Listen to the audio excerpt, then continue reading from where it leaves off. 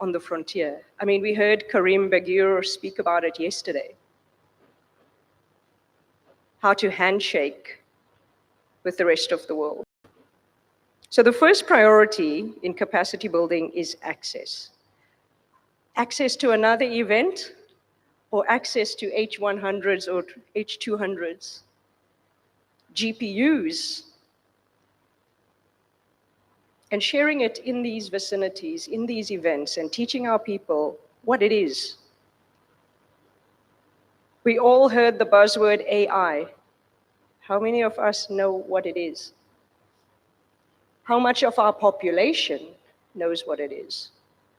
How do you translate AI to our dialect? Because it's not a one-to-one translation. Who's working on dialect translation in Africa? And are we supporting them? Are we building capacity to support them?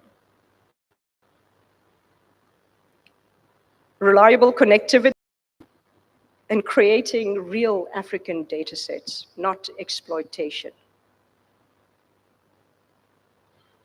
We need to know how to build tools, how to create support structures of finance to elevate those tools and create economies similar to our minerals and our African richness, similar to our soccer players.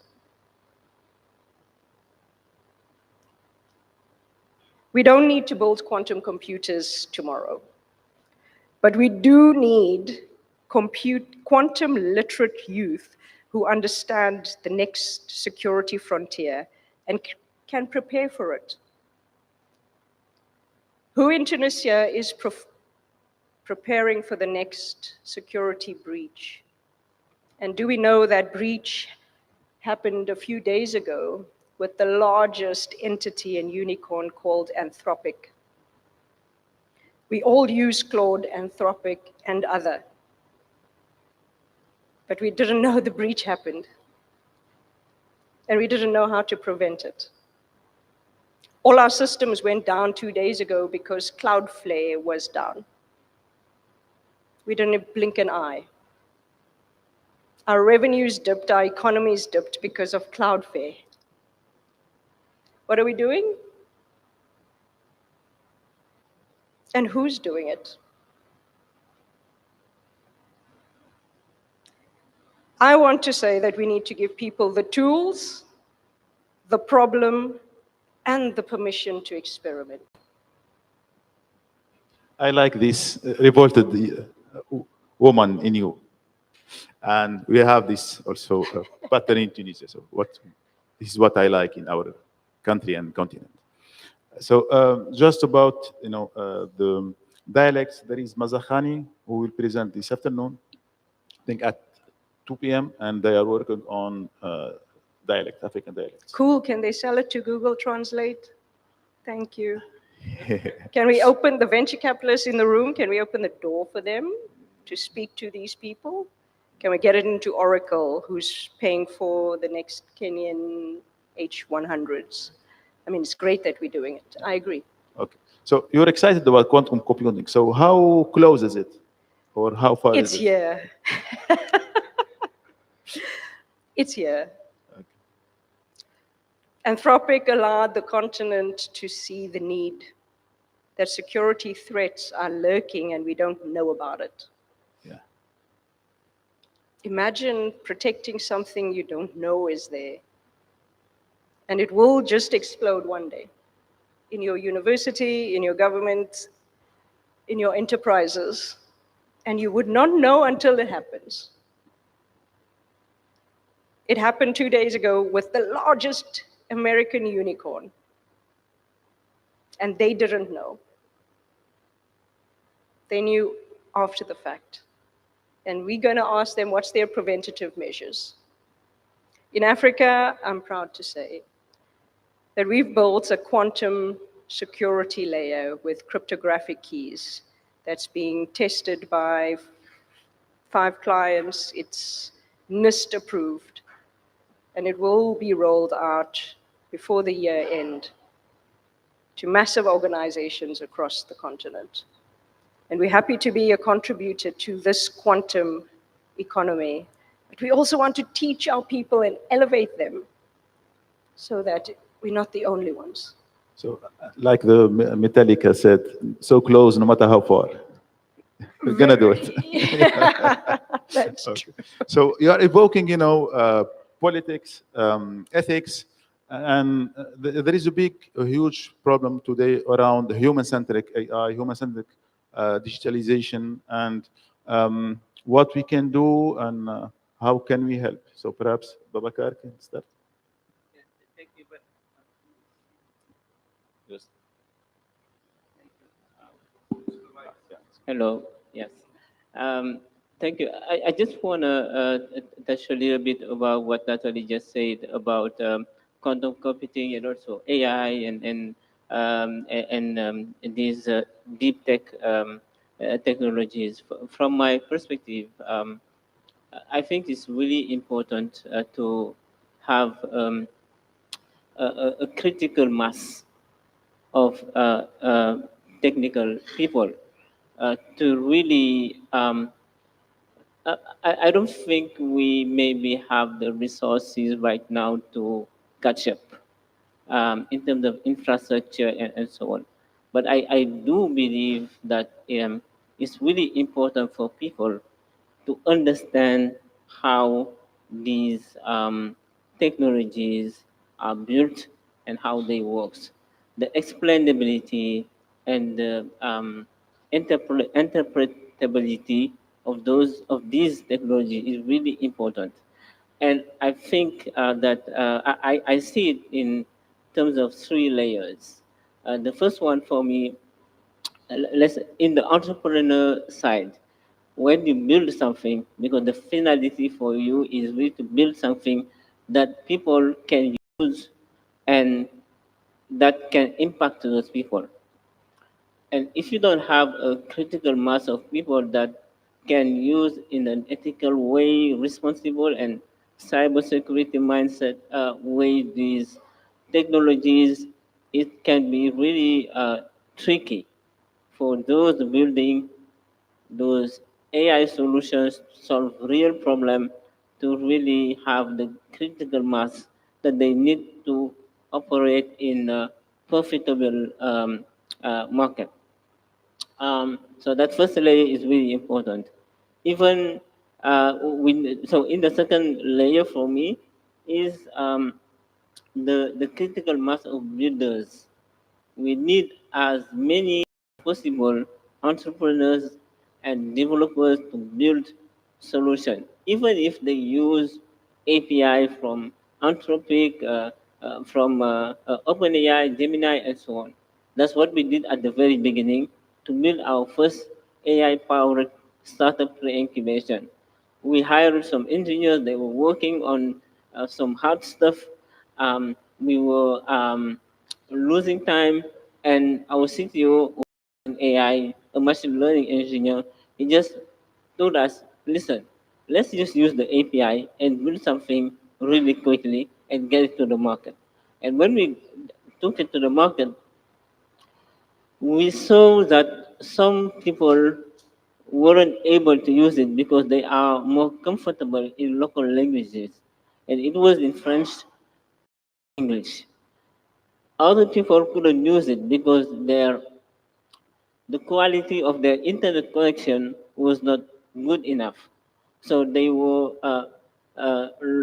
doing some requests, and when the time it goes to the cloud and come back, the information is gone.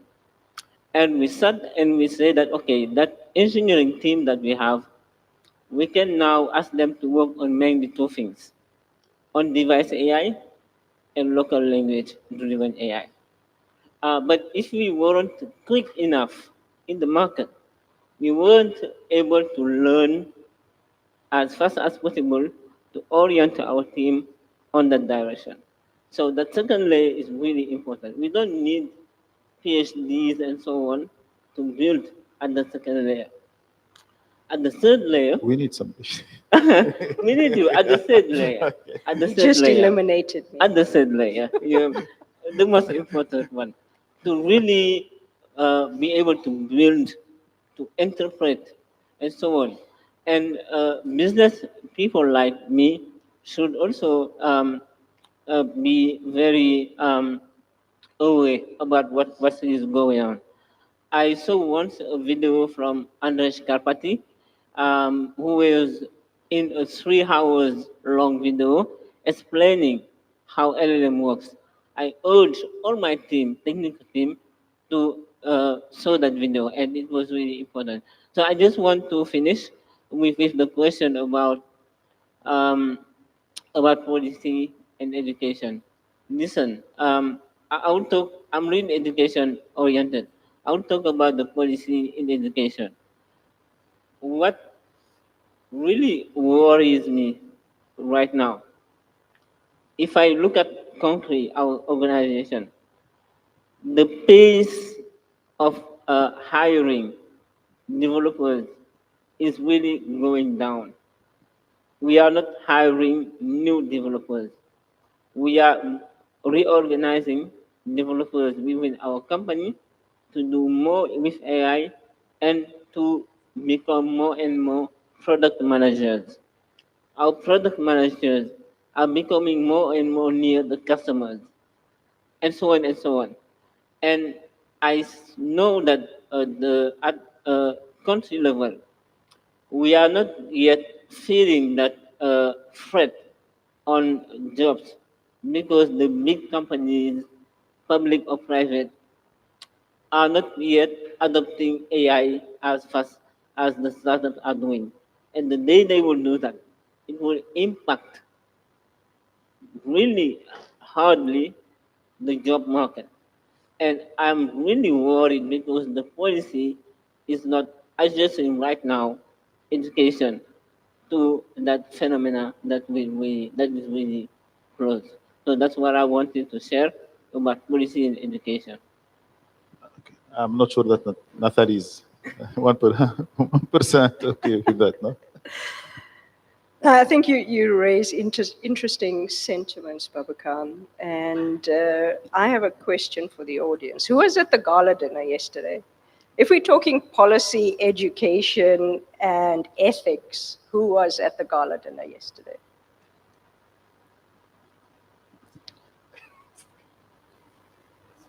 And all of us here, right? I'm an inventor, I'm an investor, I'm a founder, and I do philanthropy. So I wear various hats. And I wish, as an inventor, policy was as loose as everyone's hips last night. And I saw them all. But I understand policy needs to be in place as a guardrail. Right now, it's a directive. And if you look at me as an inventor, I had to go outside the country to invent cervical cancer diagnostics. I had to sell outside to 2 million people in Singapore and China. I had to build outside the country and continent diagnostic tools from hardware, software, and so forth. Get it FDA approved, CDE approved, oversight by Johns Hopkins and Diane Diagnostics. But if you ask me, can I bring it into my continent right now? The answer is no. There's about 700 loops that I have to jump through, which will deplete my cash rapidly. Because everyone in the life cycle has a need based on policy and frameworks of yesteryear. So for me, policy should incentivize, and I think we heard Karim Begur say it yesterday. Incentivize inventors, founders, entrepreneurs, citizens of our continent to shape the mindset of adoption, elevating our economy, creating jobs, and everything that we speak about. incentivizing VCs, angels, tax reductions. And then if we're speaking about ethics, anyone saw half an Eiffel Tower? It would be an ugly sight, right? Anyone heard half the lyrics of a beautiful song or half a dance of the entertainment yesterday? It would be poor.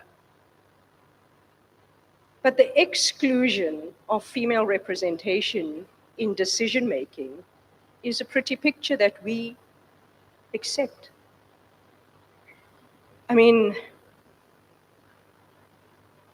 we had an opening the past 2 days, and the first 2 rows of this very hall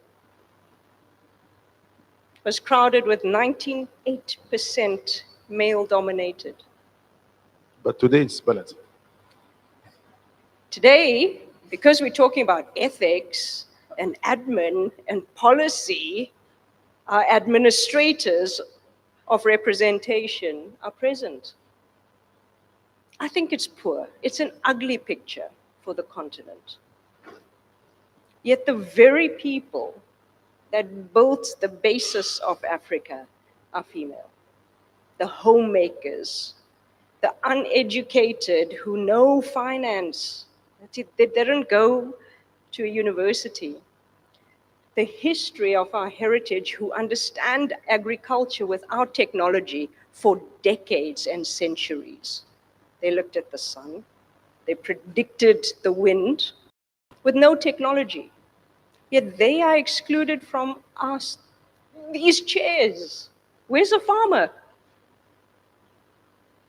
We're taking solutions to a farmer and we're saying, buy this. We're not including them. Where's the ballerina? Because we forgot the arts.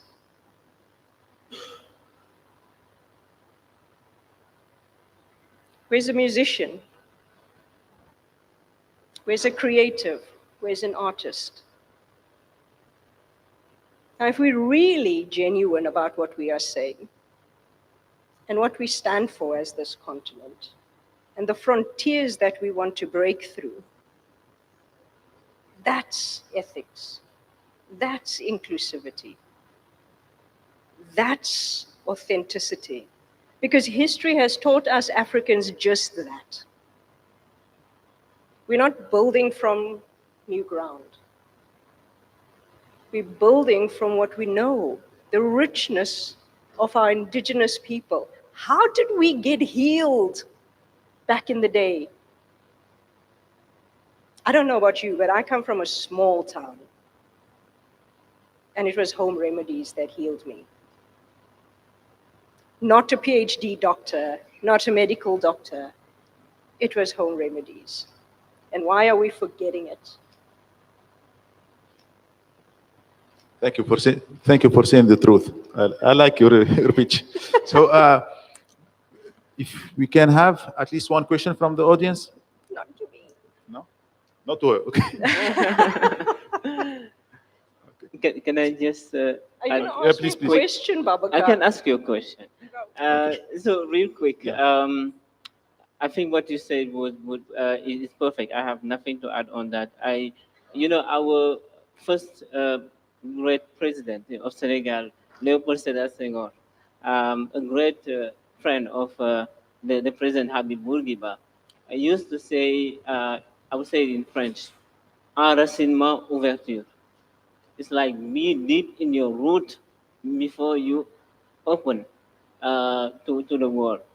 AI is I think, the great amplifier that have ever existed. So if you are not deep in your root, it can be really tricky and difficult for a whole generation to, embrace the world with their uniqueness. This is why I know that in education we start to say that we have to focus on skills like creativity, like judgment, and so on. But I believe that history is really important for our young kids. We really have to make sure that they understand their history, they understand their culture, the tradition, because that's the only thing. That's one of the key things that they have to have when they amplify themselves. That makes them unique, that makes them what they are, and it's up to the, I think, parents as well to really also play a key role on that. Yeah. So thank you for attending. Thank you for participation. And please, a warm applause to our African builders and champions. Thank you.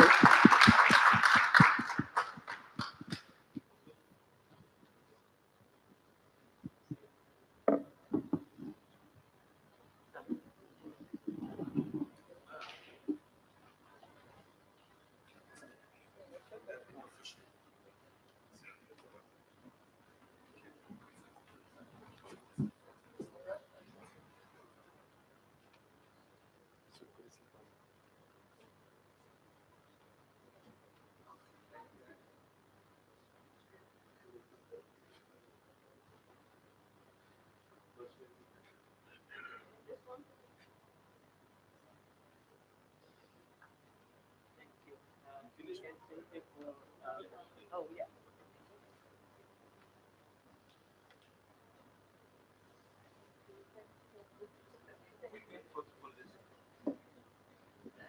Thank you.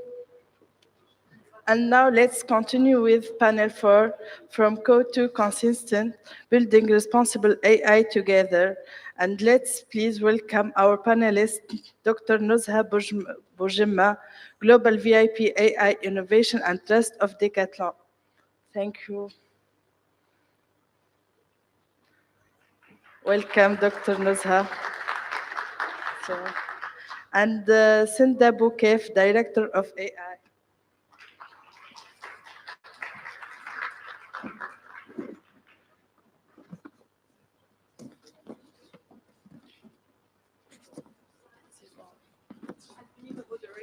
I think I'm not mentioned there. Yes, sorry.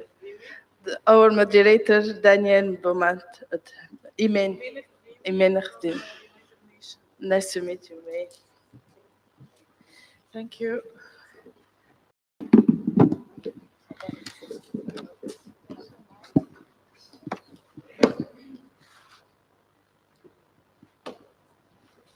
Thank you. Hi. So we're going to dive in this candid conversation now, speaking about conscience and from code to conscience.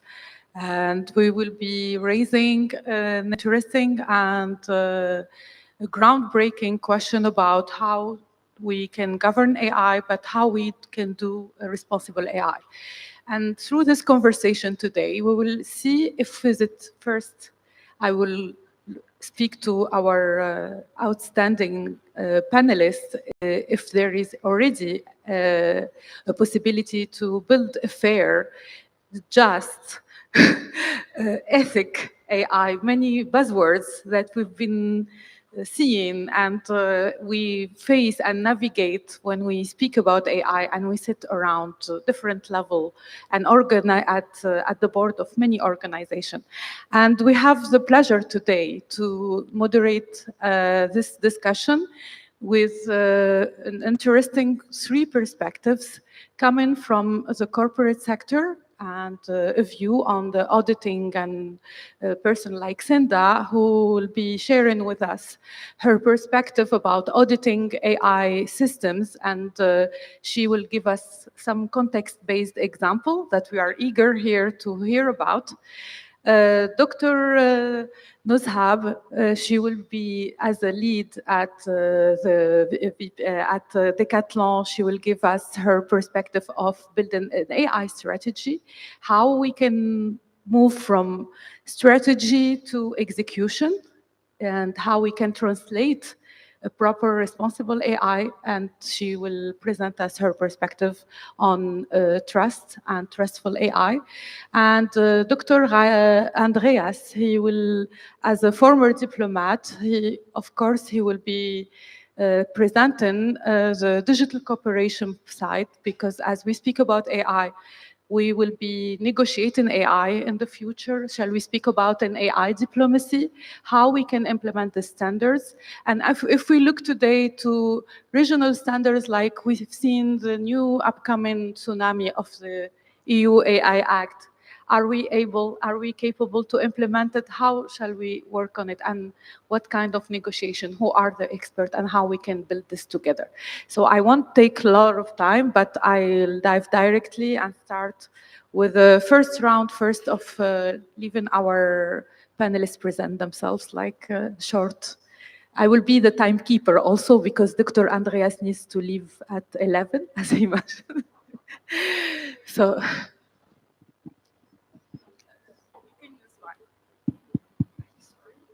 So hello everyone, my name is Sanda Boukef. I'm director at EY, taking care of technology, strategy and transformation. So mostly focused on helping our clients in their journey for AI adoption, taking AI at scale, data strategy, cloud strategy, and more generically on digital transformation, with little more than 20 years of experience in IT.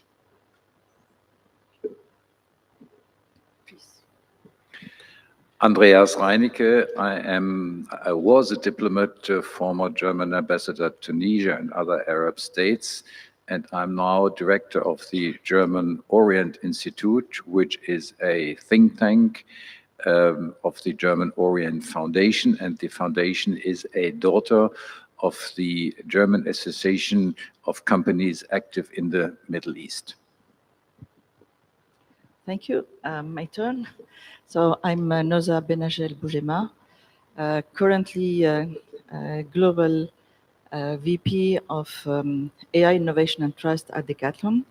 I have a career in corporate like Decathlon, IKEA, but also startups in AI for health. And earlier in the academia domain, where I was a director of research at INRIA and director of research center at INRIA also. And in the same time, I played some roles with the European Commission and with the OECD. I am still sharing the AI expert group of the OECD called GPAI, Global Partnership on AI, where in fact we shaped the trustworthy AI principles and also how to make them operational. Together with the European Commission. In fact, in the early years, when we talked about ethical AI and we moved to trustworthy AI, and the collective work, in fact, give birth to the AI Act, but it was not on purpose, in fact. We were not Unexpected outcome. No, it's an expected outcome. So we're eager to hear more about the coulisses of this building of this framework and regulation. I would start about a provocative question. Is it possible to de-risk AI? When we speak about building AI, we know we have to go through, as we quite familiar here, the trilogy of governance, operation, standards, and then compliance use cases, and how we can build a more human, just AI through its application in domain like justice, welfare, and understand what are the social impact of it. So is it, I'll leave you take, who wants to take first and comment on this question. Is it possible to do risk and mitigate, how is it also possible to mitigate AI risk in regulation and government? I know it's quite complicated, but it would be interesting to hear from your diverse perspective, how is it possible? So, shall we start by Madame Nozha? Okay, let's go. Let's start on my left. First to come first. Okay. Zero risk do not exist anyway. I mean, in all domains, and especially in AI and Gen AI currently. So, de-risking, I mean, we can mitigate, but zero risk do not exist. So, risk mitigation in AI, it was the work of plenty of people, entities, organization, and at the OECD, indeed, we have a big work about AI risk and accountability. So, to me, there is no recipe to make it happen at the operational level. There is plenty of, in fact, methodology and operation to make it. To me, honestly, we should clarify what we are talking about first.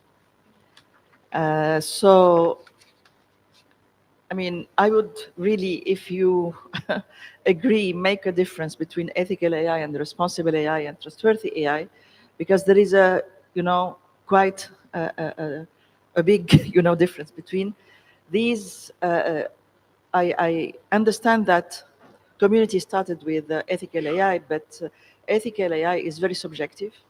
To me, it is more emotional aspect rather than operational. It depends on culture. You talked about culture and countries and continent, whatever. And what is ethical, let's say in China, is not vice versa with Canada or whatever. I mean, there is so many differences. So I don't know what is ethical at the end of the day. Okay. Now, okay, there is, of course, human rights is important, but not only. There is also business operational efficiency that makes AI trustworthy. I mean, trustworthiness in data and in algorithm is very important. So, and to me, the responsibility, and that means transparency, traceability, interpretability, not necessarily explainability.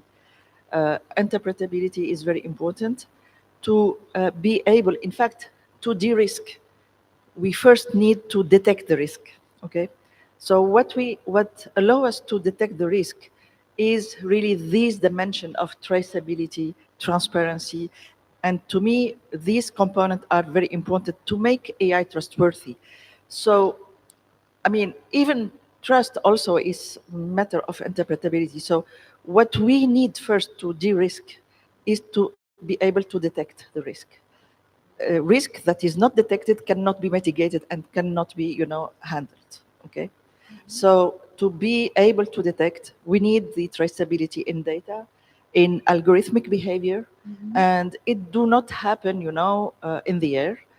We should build at the very low level in platforms. In fact, at the digital layer and digital entities of each company, all the mechanisms that allow this data lifecycle traceability, but also algorithmic behavior, not only of algorithms that the company produce, but also third-party solutions. Okay.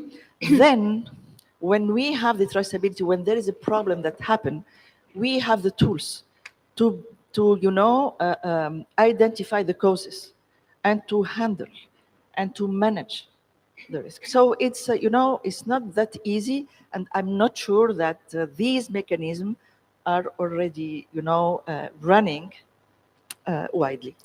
Thank you. I think this is really, thank you for sharing such a deep, interesting explanation of this dimension and components. And I think Senda might give us a dive or iBird view on how we can, the dimension that Madame Nozha mentioned, can we speak about trust by design?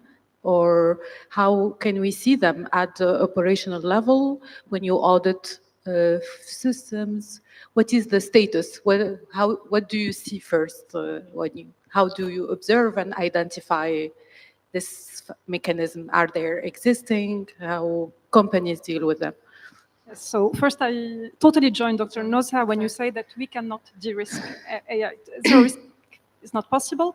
However, of course, we can mitigate risk. We can have more control on how we collect data, manage data, get value from data through AI. There are different frameworks that can be used to ensure that we get more control on AI and progressively increase the level of control on the risks with AI. First, I believe that AI gives tremendous opportunities to companies, to organizations. So it's endless opportunities for companies as a powerful tool. With this powerful positioning, I think the risks are extremely increasing because we are talking about a lot of things. So something very powerful that also brings a lot of risks. So there are a lot of frameworks that exist today that there's ISO, NIST, etc., that can be used. And there are pillars that can be followed by organization. Compliance, for example, is one aspect. Security is one aspect. Data protection is one aspect. But there are additional aspects that are really specific to AI, like accountability. So we cannot let AI perform things, take decisions in the company and say, oh, AI did it. So we need full accountability on who built the model, who did this, who took this decision, why AI took this decision or provided these insights that led the company to take a decision. So accountability is one very important topic. Explainability. So how can we explain at a reasonable level of understanding something that is not very technical, that can be explained to HR people, to finance people, to commercial team people, on how AI is behaving, why it is providing these results. Reliability of data, sustainability of AI. So today we are saying that there are a lot of AI tools that help us control energy, optimize energy consumption, and so on. At the same time, are we all aware that ChatGPT request consumes 10 times more than standard Google requests? So 10 times more electricity, so 10 times more CO2 consumption. Are we aware that by 2030, data center energy demand will double? So it's huge, it's impressive. And it's all about culture, and awareness of all people within an organization of how to use data, how to responsibly use AI. Why do I use AI to write an email? Why I can do it by myself? Why is AI just suggesting to me a summary of a text that I didn't ask for? So a lot of things that can be done. And one last comment is these responsible AI principles are really driving competitive edge to companies. So to give you an example, we are running a pulse survey for the use of responsible AI principles and their impact on organizations. And we saw that the companies who are very mature, who are doing real-time monitoring on compliance with these principles, are 65% more likely to increase their revenue. 34% more likely to lower our costs. So it is having an impact. It requires commitment, time, money, investments, and so on. But at the end, it is actually driving business results because at the end, we know that business is what really matters for decision making. Dr. Andreas, do you have what is your perspective on how we bridge this tech and human, from the technology stack to the human stack? But this existing in between is the policy and the framework and the governance. And from a public sector perspective and the use of AI in service and decision making, how do you see these risks and their implication, and how shall we negotiate, discuss, or create, develop this framework for negotiating AI? I would approach this from the point of view of a government institution. And government means, let me oversimplify it, the representation of the people versus the interests of a company. which may be the same, but which may be different. So from the government level, we are actually looking how to, I wouldn't say control, but I would say to make sure that AI is in the interest of the people. So there are various instruments which the government tried. One thing is data protection. We have in the European Union pretty strict rules of data protection, which obviously also concern AI. Now, we do realize that there is a conflict between data protection and, let's say, the freedom of research. So where is the balance? And the discussion which we have at the moment in the European Union is whether we should open the data protection a little more than we did up to now. Yesterday, there was a summit in Berlin, a German-French summit on the data sovereignty in the European Union. Whatever that means in detail is open. The issue of data protection was on the agenda, and we will have a discussion in the European Union of more losing the issue of data protection, so enable more freedom of and having more freedom. Okay. Now, what does it mean in the question of how to govern? We have a second layer, and that is that we, through the issue of let's say, digital progress on one hand, which includes now AI, that we have the well-known big companies, the big seven, if you want. What does it mean for power and what it means for data intelligence and all that, what you have said? Is it voluntary in these companies, or can the public sector, the representatives of the people, control them on one way or the other? Within the European Union and in my country, in Germany, the most important after the constitution is the maintenance of competition. If there are companies who compete, that means they control each other. Are we able to control the big seven? That's the big question. So one of the issues, how to also limit or to oblige companies to control mutually, is to make sure that there is competition. So one of the other issues within the European Union is to see how can we control and make sure that competition between these big companies, at least in Europe, are maintained. And that's a difficult issue. So these are two, I would say, major areas. And let me also say a few words to the German cooperation, just as an example. The issue of how much AI is part of the German cooperation is now out. What we call the Hamburg Declaration, because there was in June a with the UNDP and the discussed how to use AI in the cooperation issues. There were five topics which they identified. I don't want to repeat them in details, but it shows that the question is out again, how the standards and how the issues which concern people can be maintained and can be improved in the cooperation. So these are three areas, very big issues, very complicated issues, but they complement what has been said in companies.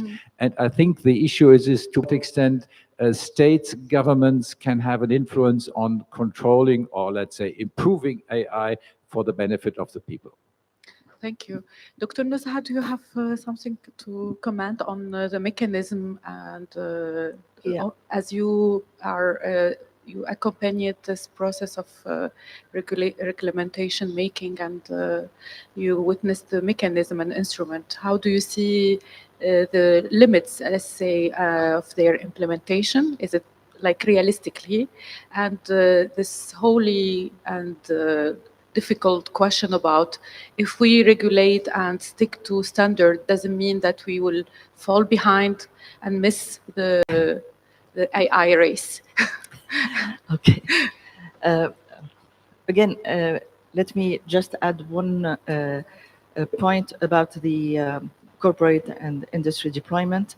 In fact, when we talk about AI, we think that it's only tech issue to make it happen in companies, but it is completely interdisciplinary effort that is needed to make it happen because, of course, builders of solution, deployers, of course, but you need the legal people, but also most of the time we forget about them, the procurement people.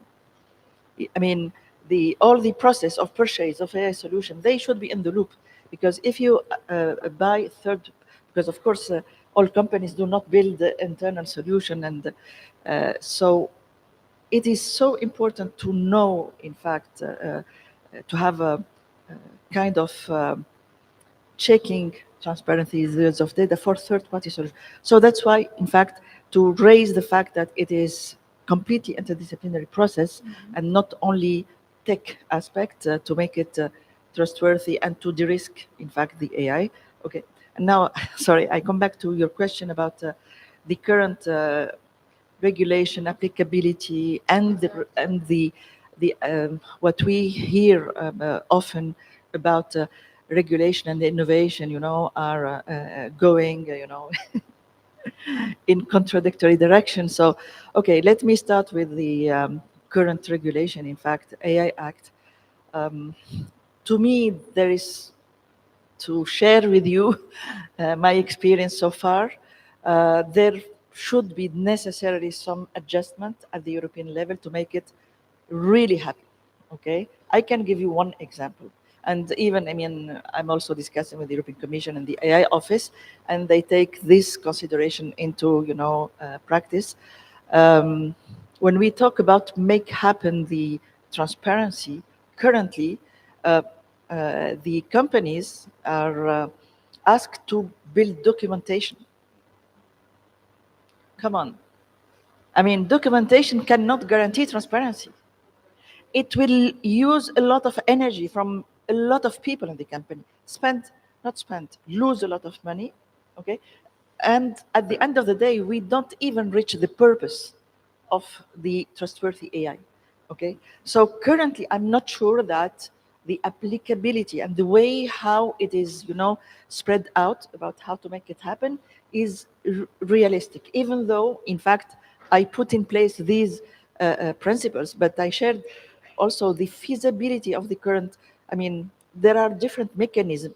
To me, I'm sorry, I mean, I work very well with lawyers, but to me, it's a view from lawyers to say, yes, you should make documentation to make it transparent, okay? So we are missing something here. That's why I insist, really, it's so important to consider this. I mean, regulating AI is not like regulating something else. It is techno policy aspect. It's techno regulation. So it should be interdisciplinary by design to really make sense of all actions to make the AI Act a reality. Today, I mean, it cannot scale, okay? I'm not against, again, this, to be clear, okay? I'm not against that, but the way to make it happen, to me, it is not stable, and I hope it will evolve to make it happen. And at the end, in fact, I'm completely convinced that innovation and, you know, keeping AI trustworthy go hand in hand.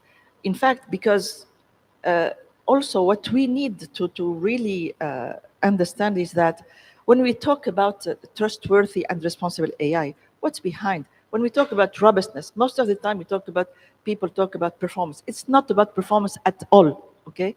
It is about repeatability, reproducibility.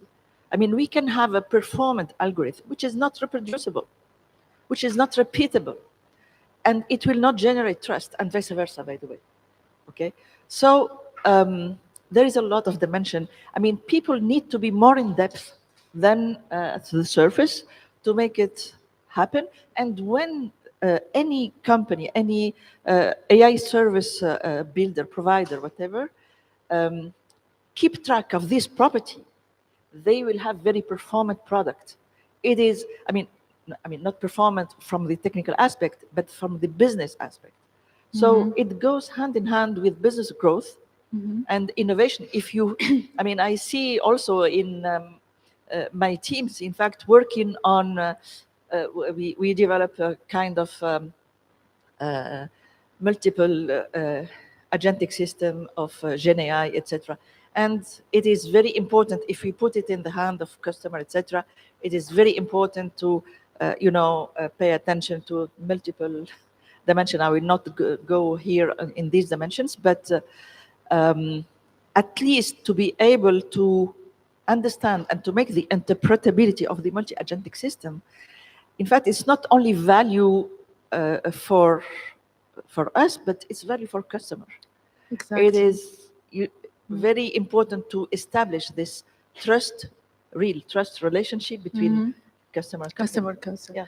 Cinda, do you have something to add from your perspective, seeing how CEO, how companies deal with these challenges, and do you have some examples you can share with us, like not namely, but how organizations deals with the elements that Dr. Nuzha have mentioned, like this hurdle of documentation, this pressing challenges between innovating and regulating, and this tech-Didas trap of competitiveness, as Dr. Andreas mentioned, like we know the tech geopolitics and the technology is not only, I like the term techno-policy, but I think also the techno-diplomacy and pressing technological choices and that. Okay?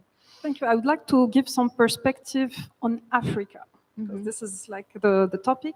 You mentioned GDPR, which was enforced in European Union in 2018, and I feel like today it is in the culture. So you give consent, it is in the culture of every European citizen, and also applies outside of Europe. In Africa, so let's talk about data privacy, like personal data protection before reaching to AI regulation.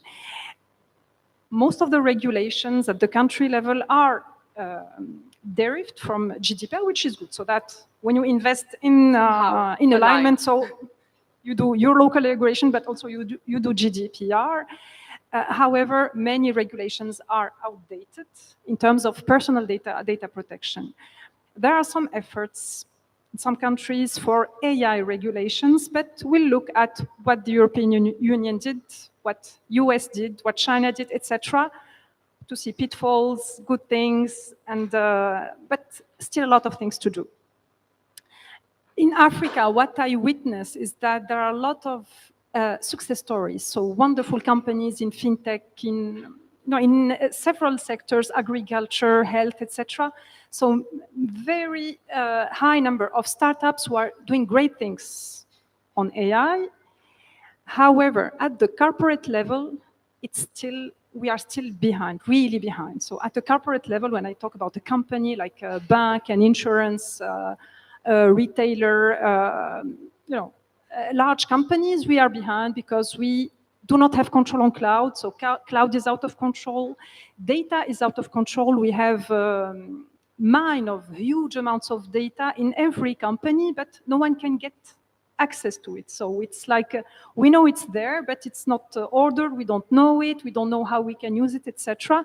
And it exists in very successful companies in Africa. It's not something like in a very small company.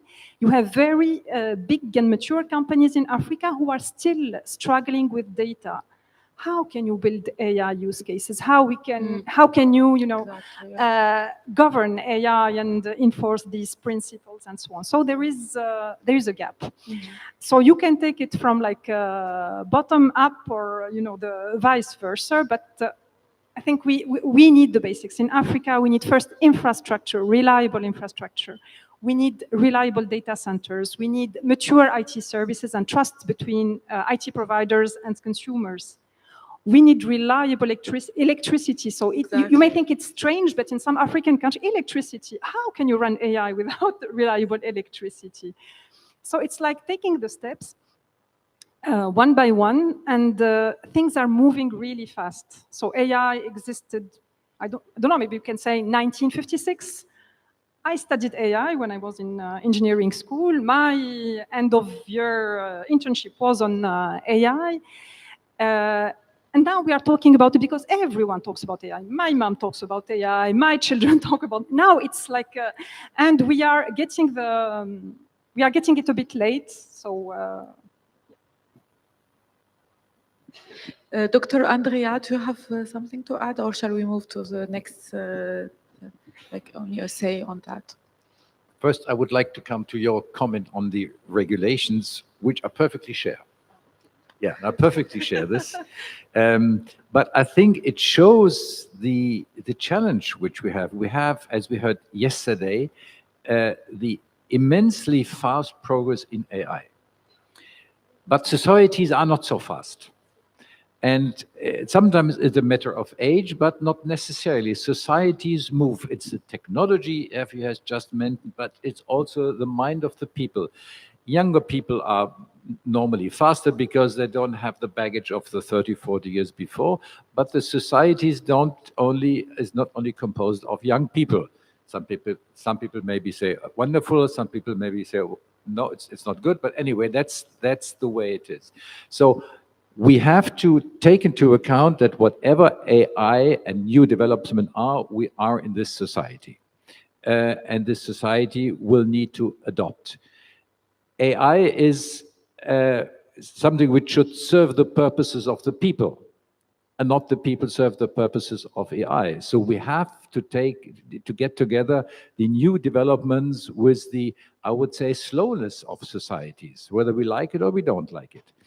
And as far as as much as the enthusiasm of new developments is good, and we see it in all sorts of areas, let's not forget this. What does it mean concrete in the European Union? Now, you said it's a lawyer's perspective. I'm a lawyer myself. So I know what you are talking about. So we need to get others in.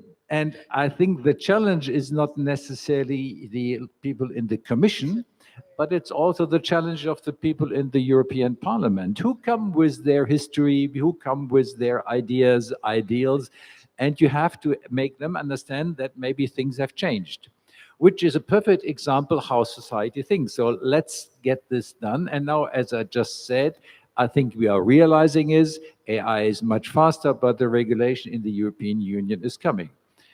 I will give you another example of something which has indirectly to do with a discussion which we have worldwide, also in Germany, that is access of young people to social media. I think we have this example of Australia, who forbid, I think, already the use for young people under 16, 14, I forgot the exact age. Is it realistic? Is it not realistic? We can see, but it shows that there is a growing understanding that you need a certain maturity to deal with AI or social media and the whole context. Is this method the right? I don't know. We can discuss it, but it shows that there is an issue. And I think all these things we have to take together. The society, including the lawyers, have to realize that things are going very fast. And also lawyers have to be fast. And by the way, business lawyers are very fast. Not necessarily in government, I'm afraid to say. And also AI has to accept that we have to get these people on board. I think that is the issue I want to make. Exactly. Yeah. Thank you. Thank you. Just let Yes, me of make it clear. In fact, the idea is not to exclude lawyers. I think we have a diplomatic incident here. No. I mean, what is important is to make it interdisciplinary. Meaning, tech and lawyers should work together. And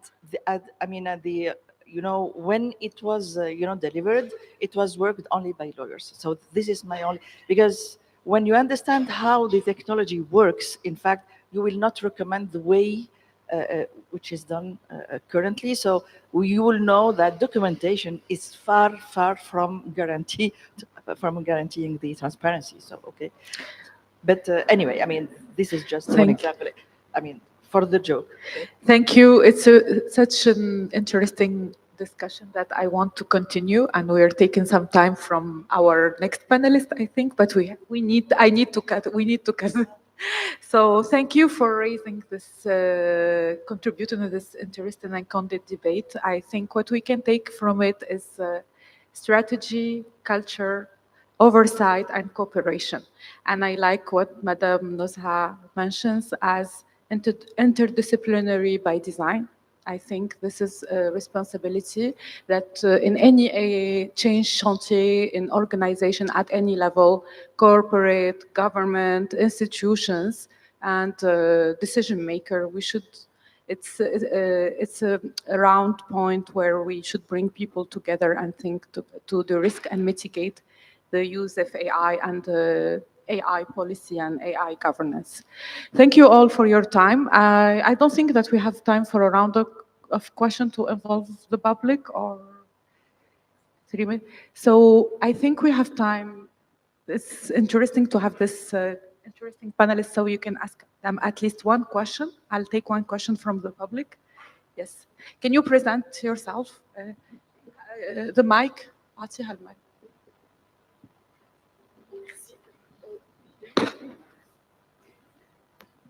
Hello, so this is Shaima Ghribi. So I wanted just to ask, though, do you expect that we will have translation of AI Act depending on sectors? Because currently it's high level and it's not practical, it's difficult to translate. Do you expect that we will have different versions per domain or per sector, per industry, or? I don't know. For all? To translate by sector, right? Yeah. How to translate AI Act by sector? I mean, do you expect, just a question, because I personally don't think it is necessary to translate it by sector, because it's, as you said, it's a guardrail. It's something to help companies, follow some guidelines and so on. Of course, we can create some specificities by sector, but it's already complicated to follow. It's already a huge amount of efforts, commitment, etc. to do so. If we and we are still struggling with it due to the documentation requirement. We are not really convinced of the need to document. So first, let's optimize it, and maybe I don't know if it is really necessary to reflect by sector. Thank you. We have another question one here. word Yes. here. In fact, I think AI Act is already there, as you said. I fully agree with you. I mean, the specificity of each sector, of course, if you take HR domain or healthcare domain, the level of risk and the responsibility and are not the same. So I expect that the community of each domain make, the necessary to make it happen, and at the end of the day, refer to the, purposes and principles of the AI Act to make it happen. Of course, again, to keep in mind that the risk is not the same for each domain level. I mean, We have another question. For me, it's simple. What is responsible AI? Is it reactive? Because we only know about responsibility when we realize, this is kind of irresponsible. And I'm asking the question blatantly because you wouldn't have known about quantum security until it happened. And then we retroactively make it responsible. Data centers, you don't know the impact of data centers on the planet or orbital data centers. So my question is, how do we quantify responsibility and responsible AI in this era? can I? Of course, I mean, okay, first, it's not reactive. If we, what you said, responsible AI by design, in fact, being reactive is for the legacy, okay? But it is very important to make it from the design stage responsible by design, meaning because when a risk, when an event happen, you should be able to track where the problem happened. And if you don't have the infrastructure that allow you to understand what happened, in fact, people who build the solution should make it responsible from the early stage. So it cannot be reactive, in fact, if we have to make it in serious and, seriously responsible, okay? Because after building the solution, thinking that, oh, now it should be responsible, to me, it's a bit late, okay? It still can be doable, but it's not the optimal path. The optimal path is from the beginning to be careful about the life cycle of data. What does it mean? Meaning all the mechanism of data observability. I mean, it's very technical. When you said how to quantify, yes, trust is okay, but proof of trust is better. Proof of trust is how to quantify the trust. When we say it's fair, it is this, how fair it can be, okay? How transparent it can be. Because all providers of AI service, yes, my solution is this, but how you can guarantee, how you can verify that it is happening? You cannot, unless you have the proof. You have quantitative. That's why, in fact, even in the OECD level, there is, if you go on the website and on there is really a resource about solutions to make it very measurable. Measurability is very important.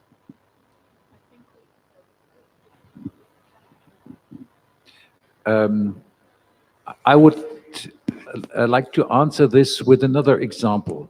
I don't think we will know exactly what is responsible AI is because it is developing the way it has just been said.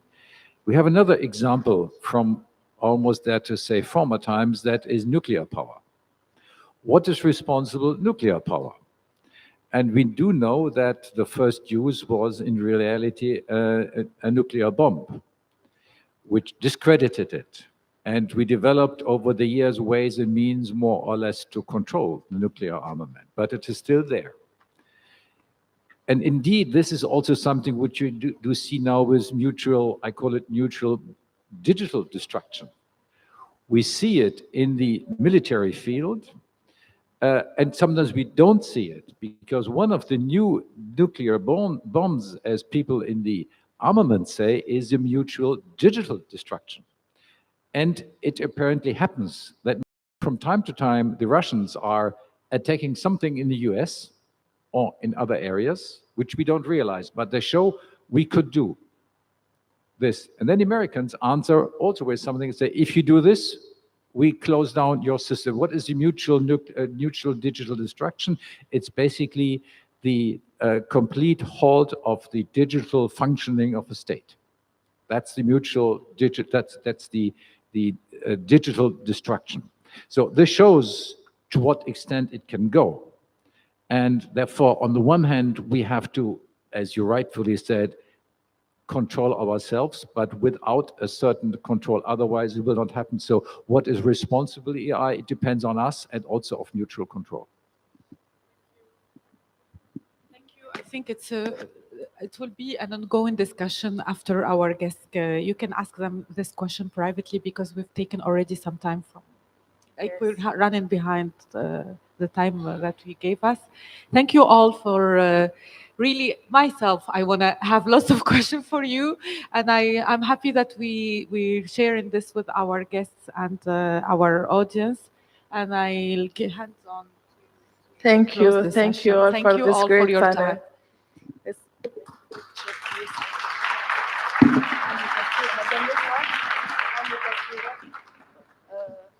Photograph.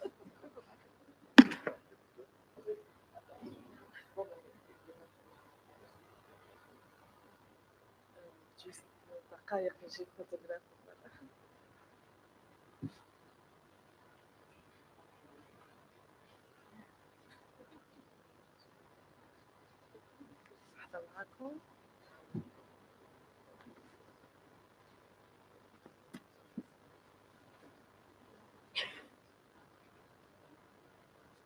Thank you.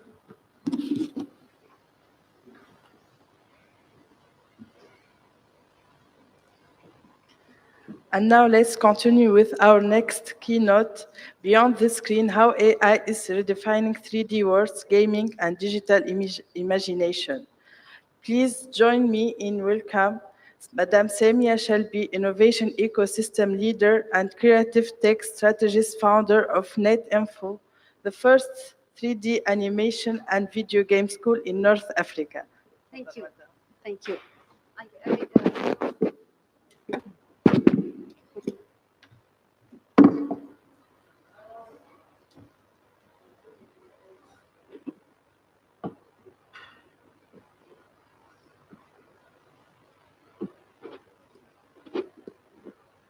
Good morning. Hello, everyone. Sorry for the English-speaking participant. I will speak in French. I feel more comfortable in French. Bonjour tout le monde.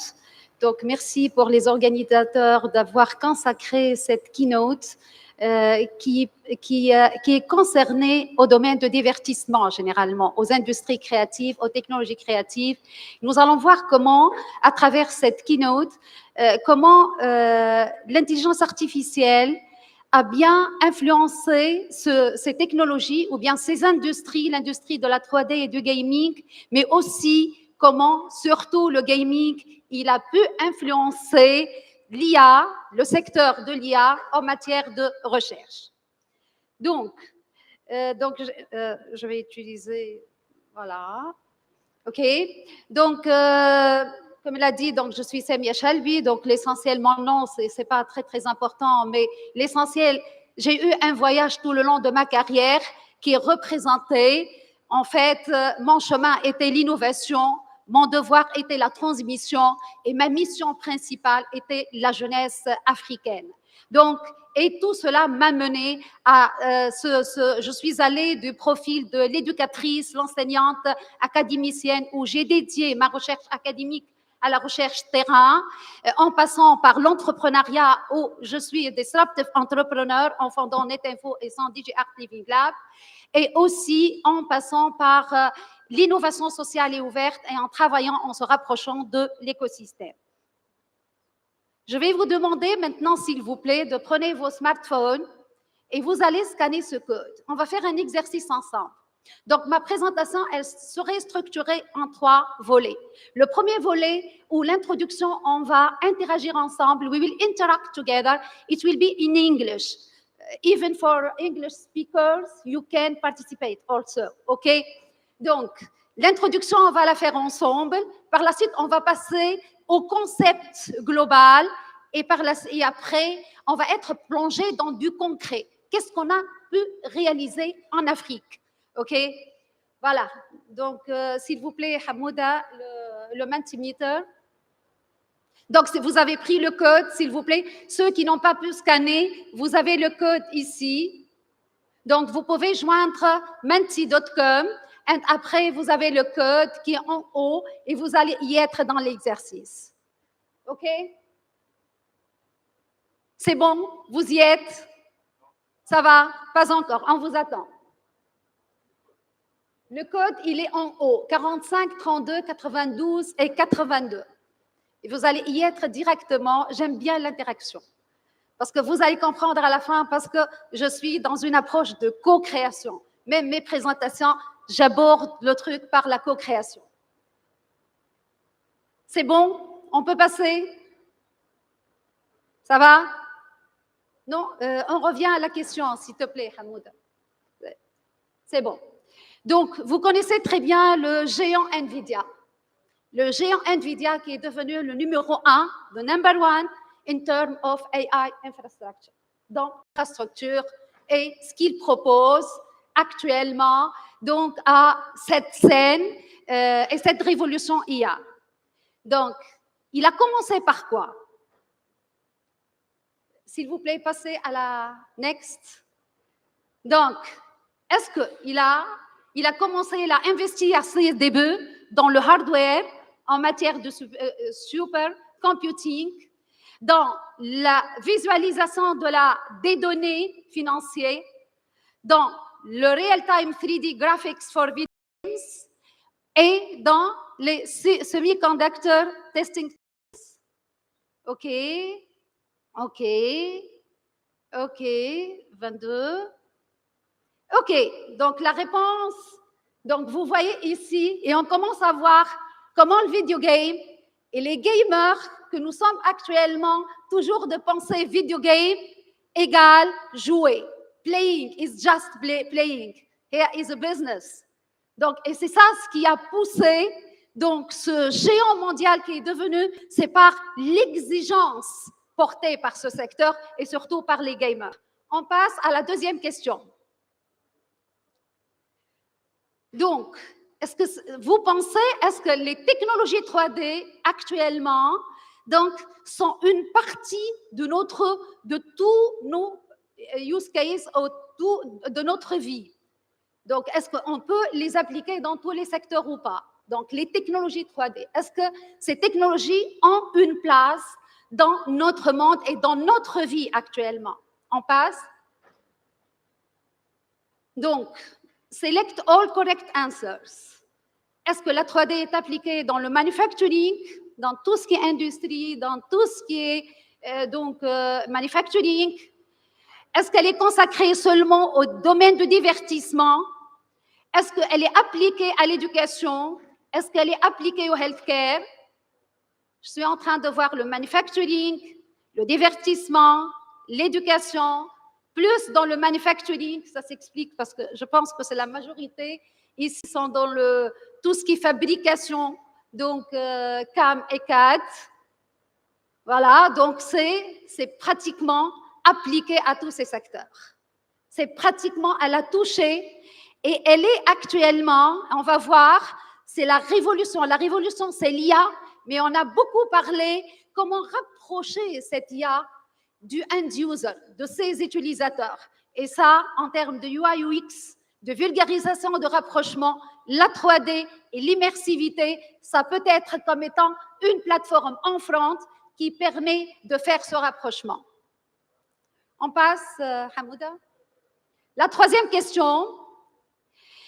En termes d'interopérabilité des données, oui, c'est bien que et on a parlé aujourd'hui de la transparence, on a parlé de la crédibilité, on a parlé de beaucoup, j'ai beaucoup appris des deux, et je tiens à remercier les panélistes, donc et de la transparence. Est-ce qu'on peut parler de l'interopérabilité entre ces mondes 3D? Est-ce qu'on peut parler de l'interopérabilité de ces mondes? Vas-y. If yes, si c'est oui, which of the following technologies allows this?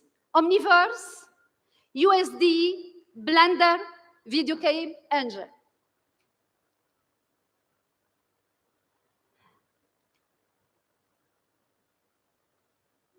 Yes. Yes, one answer, une seule réponse, Omniverse, deux réponses, USD, et plus Blender and Video Game Engine. L'interopérabilité, c'est ces deux plateformes, c'est ce standard, et le USD, c'est le format 3D. Vous savez, il a été inventé par qui? Il a été inventé par Pixar. Pixar, c'est la compagnie qui a créé des films 3D comme Ratatouille et autres. C'est elle qui a rendu ce format open source qui a été adopté par NVIDIA pour créer le Omniverse actuellement, qui est la plateforme qui permet cette interopérabilité et cette collaboration, non pas seulement pour le user, mais surtout en termes de production et la collaboration entre les plateformes de production, parce que, vous l'avez dit, les panels déjà passés, vous avez parlé d'interdisciplinarité, c'est-à-dire, et cette interdisciplinarité, elle a besoin de quoi? De faire un matching de skills, de compétences.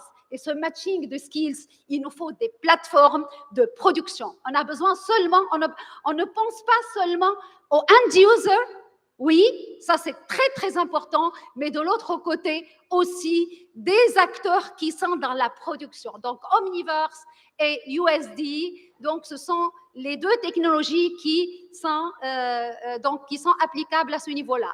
Oui, on passe. Donc, smart AI models learn by using which method? Which method? They learn by which method? We can pass. Donc, les modèles IA intelligents, ils ont besoin d'apprendre. Ils sont en train d'apprendre par quoi? Donc, supervised learning, predictive modeling, reinforcement learning, where agents learn by playing games repeatedly. Et ça, c'est très, très, très, très important. Donc, vous avez donc la majorité des réponses.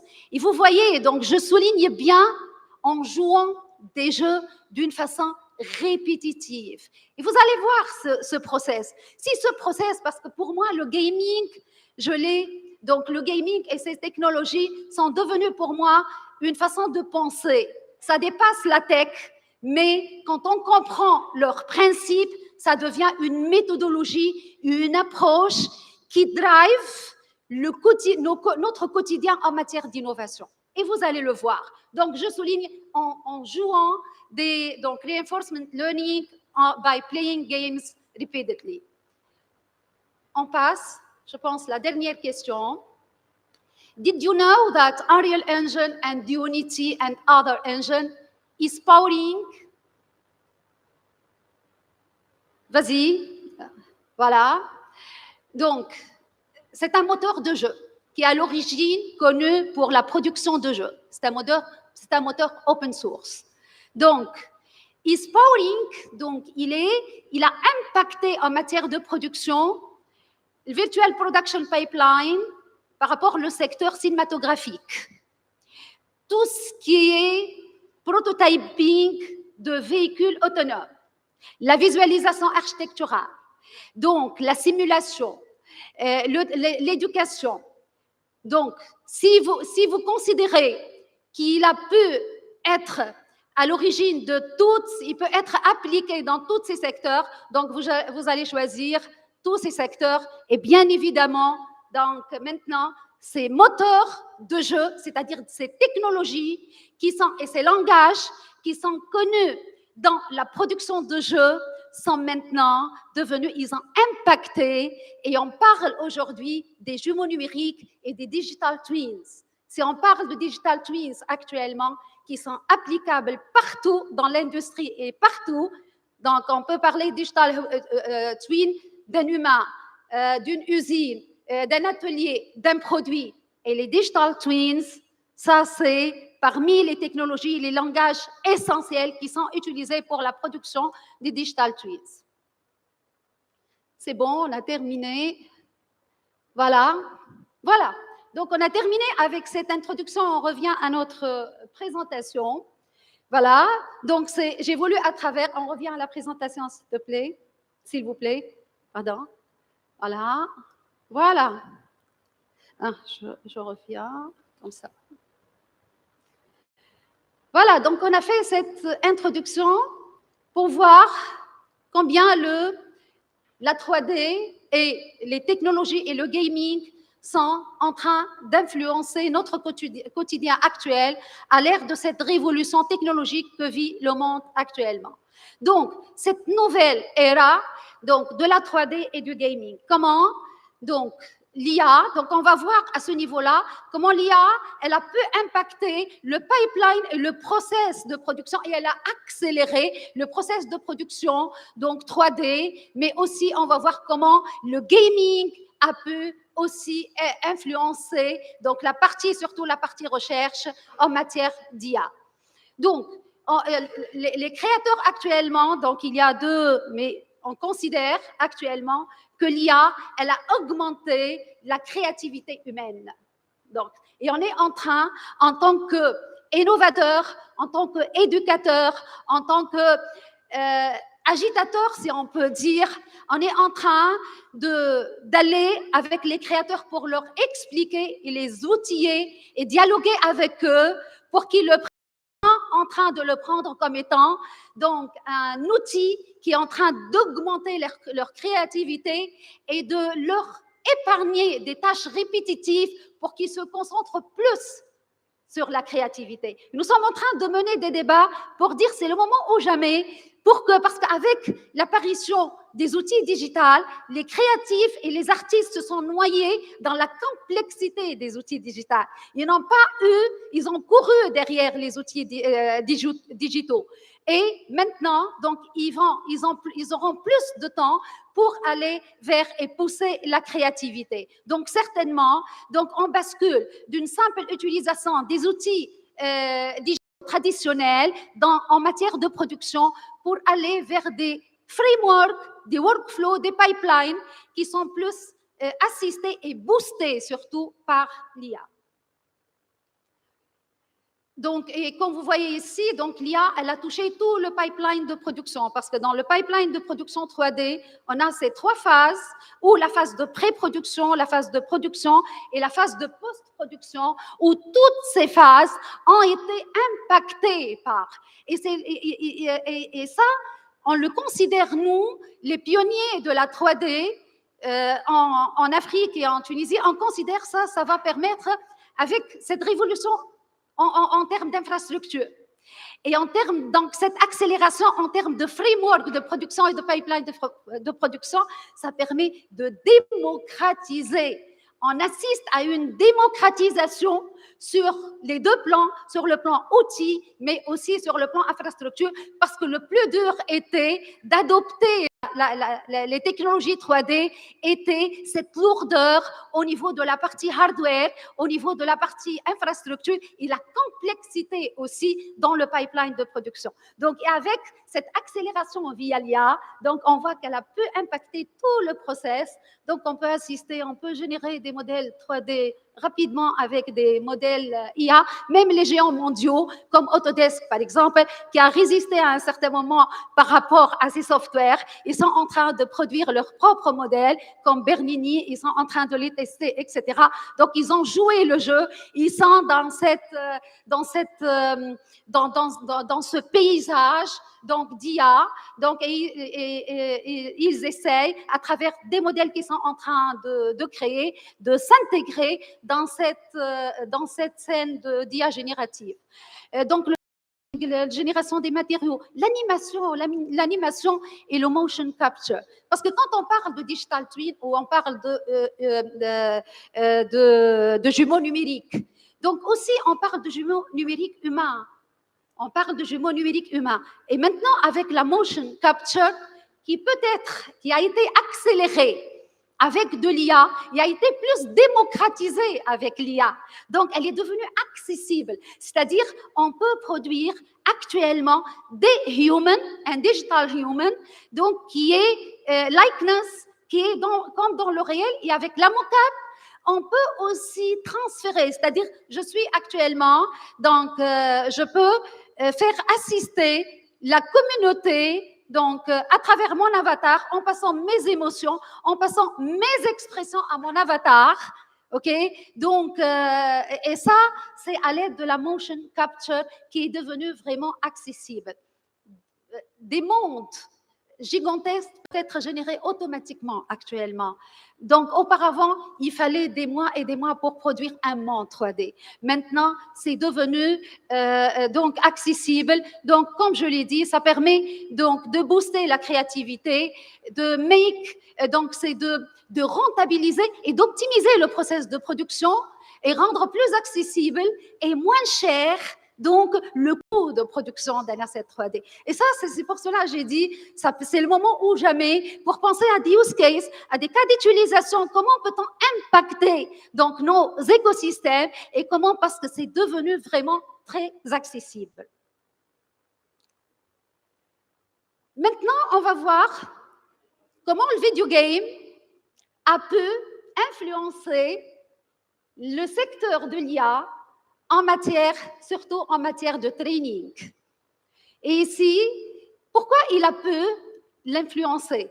Parce que, donc, c'est en offrant, parce que le video game, quand on est dans le AAA game, ok, et on est devant une génération de jeunes, et même les jeunes leaders actuellement, c'est pas comme à mon époque, les jeunes leaders sont des gamers actuellement. Les futurs leaders de l'Afrique sont des gamers. Les CEO des entreprises, tous les CEO des entreprises, ils ne trouvent pas les plateformes donc, où on présente un front gamifié. Au contraire, ils nous disent, on est dans notre ère. C'est ça ce qu'on aime faire. Ok, c'est ça, c'est l'univers où on veut y être. Donc, si on veut parler à cette jeunesse, et l'Afrique, sa richesse, c'est la jeunesse, donc il faut parler leur langage et les ramener parce qu'ils sont dans le gaming. On ne peut pas les empêcher parce que j'ai entendu, est-ce qu'il faut, par exemple, par rapport aux réseaux sociaux, par rapport au gaming, est-ce qu'il faut interdire ou bien il faut trouver d'autres solutions? Moi, je réponds parce qu'on a interdit à un certain moment et les jeunes actuellement, donc ils peuvent détourner, ils peuvent y accéder. Donc notre solution, ce n'est pas dans l'interdiction, mais plutôt dans la cohésion et dans le travail culturel et de mentalité et la transformation qu'on peut assurer toutes les parties prenantes. Donc, le gaming, il offre des univers et des mondes dynamiques, riches, où on a un objectif jouer. Il n'adhère pas à nos leçons, il n'adhère pas à nous. Au contraire, vous pensez que le jeu, c'est pas seulement pour jouer. Le jeu, c'est une stratégie. Ce sont des objectifs, ce sont des règles et ce sont des défis en plus. Et c'est ça ce que cherche le jeune. Le jeune, au contraire, le jeune, il ne cherche pas qu'on lui donne un truc dans un plateau. Il veut vivre des défis actuellement. Aussi, ce qui a pu influencer, comme je l'ai dit, les joueurs, ils sont très exigeants en termes de UI UX. Ils sont très, très exigeants. Et c'est ça ce qui a poussé NVIDIA de faire cette avancée parce qu'on ne joue pas avec les joueurs. Le joueur, quand il est dans le jeu, donc il n'aime pas laguer. Donc il a besoin d'une infrastructure stable pour que l'expérience, il la vit convenablement. Et c'est ça ce qui a donc poussé donc comment dirais-je cette innovation en matière d'infrastructure. Et on ne trouve pas mieux que ces exemples. Vous savez, vous avez tous entendu parler de AlphaGo, qui a pu vaincre l'héros du jeu Go. Ça, c'est avec quoi? Avec donc les réseaux de neurones et le reinforcement learning. OpenAI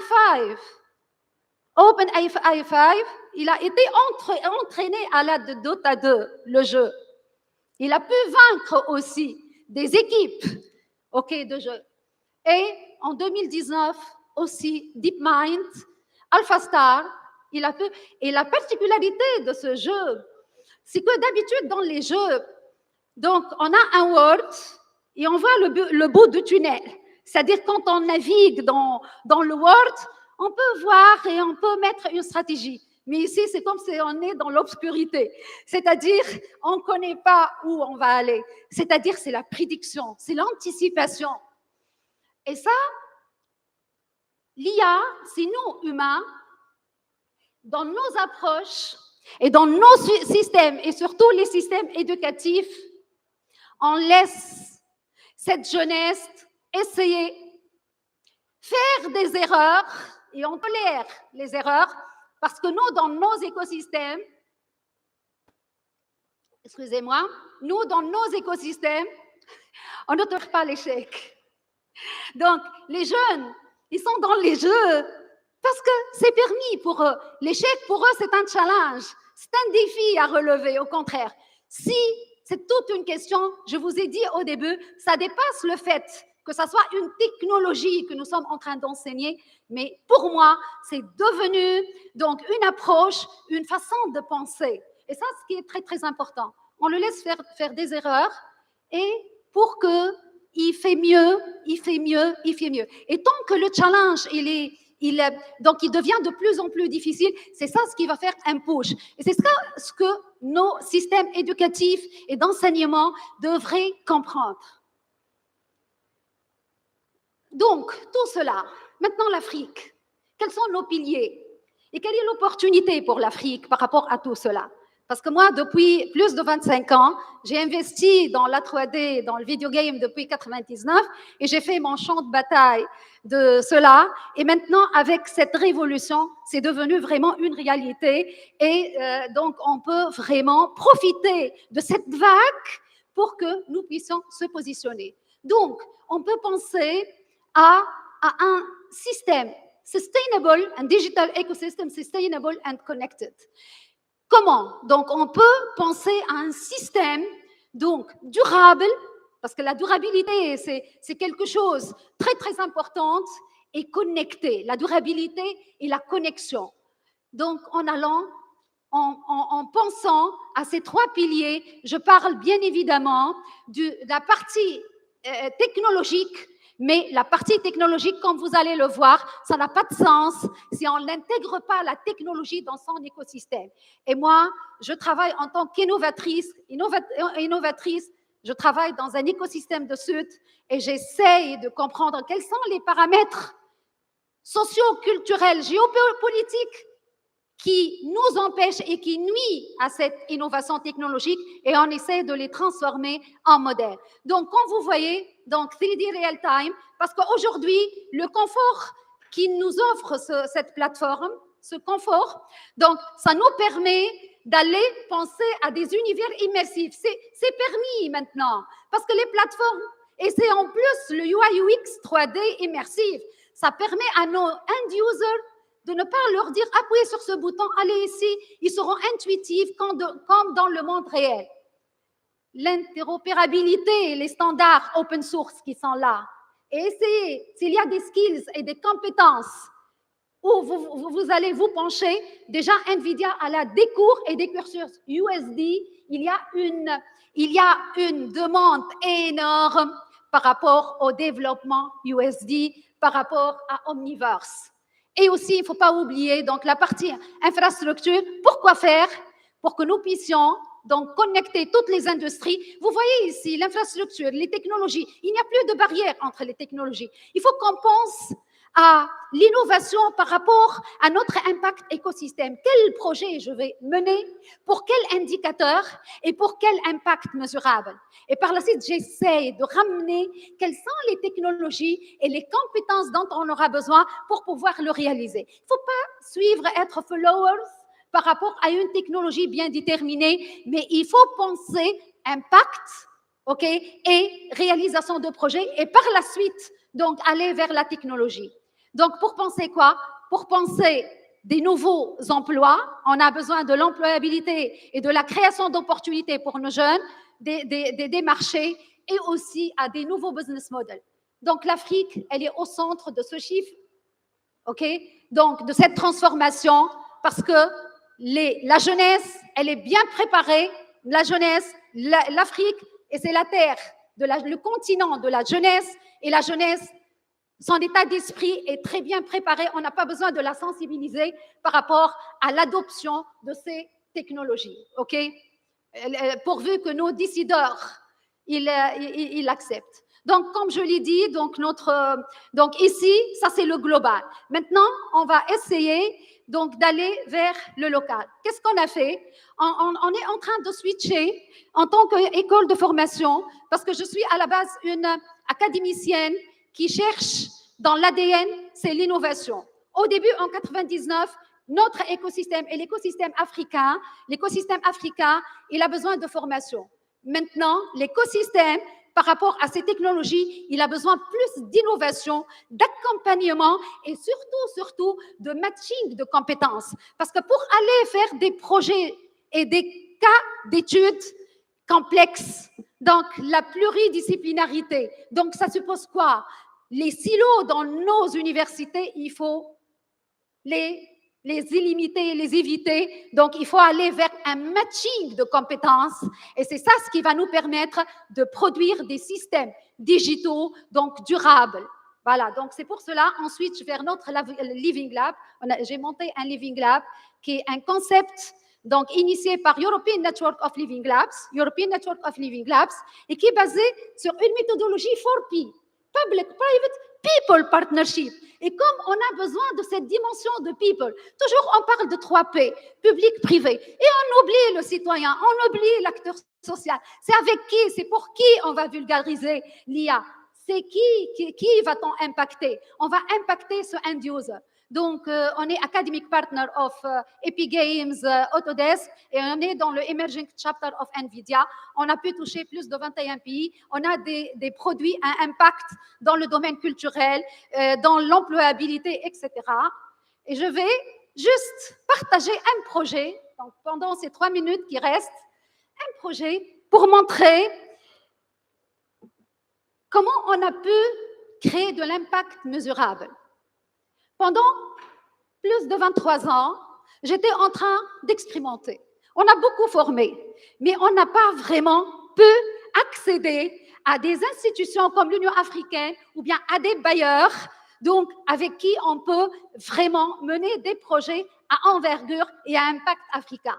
En 2023, donc on a postulé avec ce concept, donc je l'ai nommé un programme qui s'appelle Afrique XR Job. Afrique, c'est le continent. XR, c'est pour dire Extended Reality. La réalité étendeuse, c'est-à-dire la connexion entre toutes les technologies. Ce n'est pas les casques de réalité virtuelle. Pourquoi? Pour la création d'opportunités et les jobs. On a été sélectionné dans le cadre du programme SIFA, Skills Initiative for Africa Window 3, et c'est l'unique projet qui a été sélectionné dans sa dimension, cofinancé par l'Union européenne, la coopération allemande, et on est en train de déployer notre dans l'écosystème du Nord à travers et toutes les entreprises autour et les universités, l'université par rapport au centre et tout son écosystème et l'université de Gebes, on est au milestone 3 actuellement et je ne vais pas vous dire combien cette expérience, elle nous a appris et combien nos acteurs et nos écosystèmes sont assoiffés à l'innovation sociale et ouverte. Ils posent la question comment on peut transformer les résultats de la recherche fondamentale en des résultats et des projets qui peuvent impacter. Et dans le cadre de ce projet, on a réalisé une plateforme qui est un digital twin parce qu'on a montré qu'on est producteur de solutions technologiques. Et on va projeter cette vidéo et on termine donc avec la vidéo et juste un diapo. Donc, what if we could bridge the gap between talent and opportunity, instantly, globally, and intelligently? Welcome to Africa Job. Digital career skills, designed to connect talent with careers, training, and steps. Supported by powerful global partners. Talentverse is a cutting-edge digital career platform where talent uses technology to unlock limitless possibilities. Step into the mini line where talent and employers connect in real time. Explore dedicated career routes tailored for universities, companies, and job seekers. Our AI agents are available 24/7, ensuring connections between employers and talent. The Talentverse is interactive real-time using voice chat, whether recognized or certified. Express yourself with AI generation, making your digital plan truly. Use emoji reactions to engage and communicate instantly. Every talent gets a personalized 3D space to showcase their work and skills.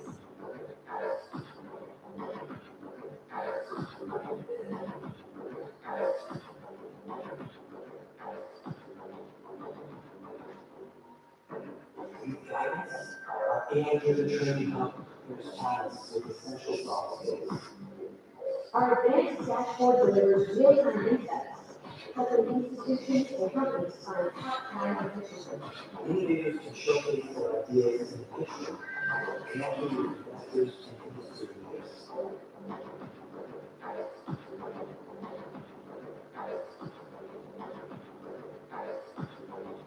For companies, the platform provides instant access to skilled professionals, streamlining the hiring process. Our platform promotes positive behavior and energy conservation. Which is quite a great awareness and trustworthy. As you all know, We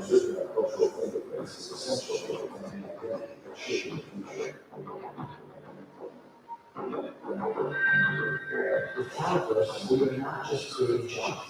We are shaping the future of African talent. Showing the revolution, empower talent, build the future. Are you ready to unlock your potential? Are you ready? Yes. Donc, ça, c'est un extrait de la plateforme, un appel Call to Action pour toutes les universités. Donc, l'appel est ouvert. On est en train on l'a mis à disposition gratuitement dans les 3 écosystèmes.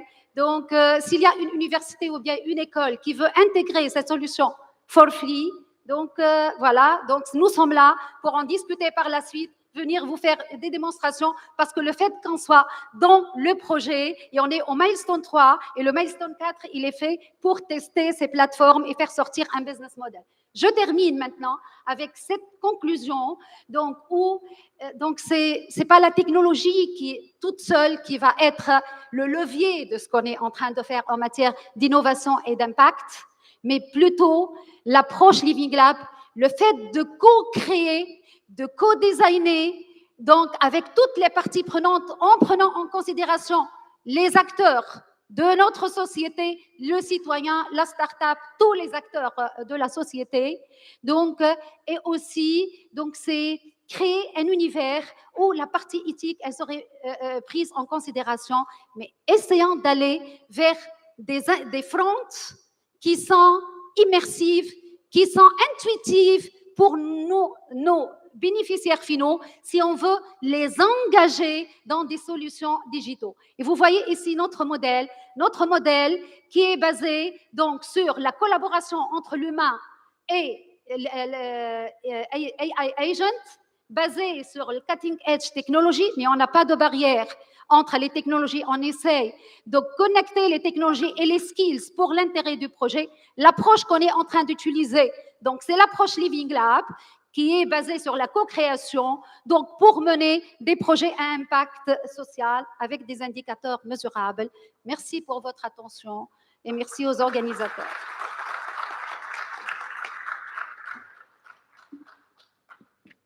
Thank you, Madame Semia.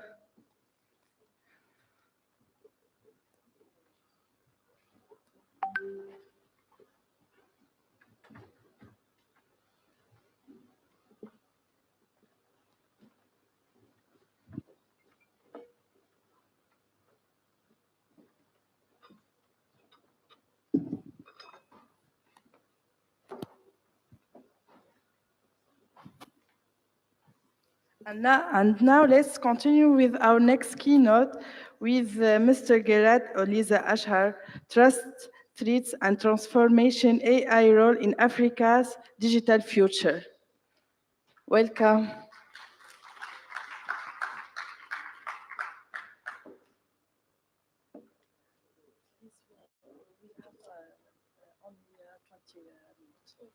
Yes, sorry, because the time is...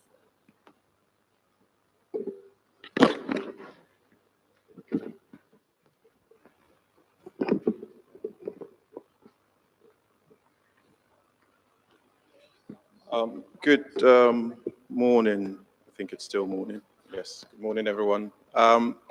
Thanks for having me here. I'll just be talking really about trust, threats, and transformation. Sorry. I'm a bit tall, so I need to sort this out a bit more. Sorry, yeah. Is that better? Can you hear me? Is this clear? Good?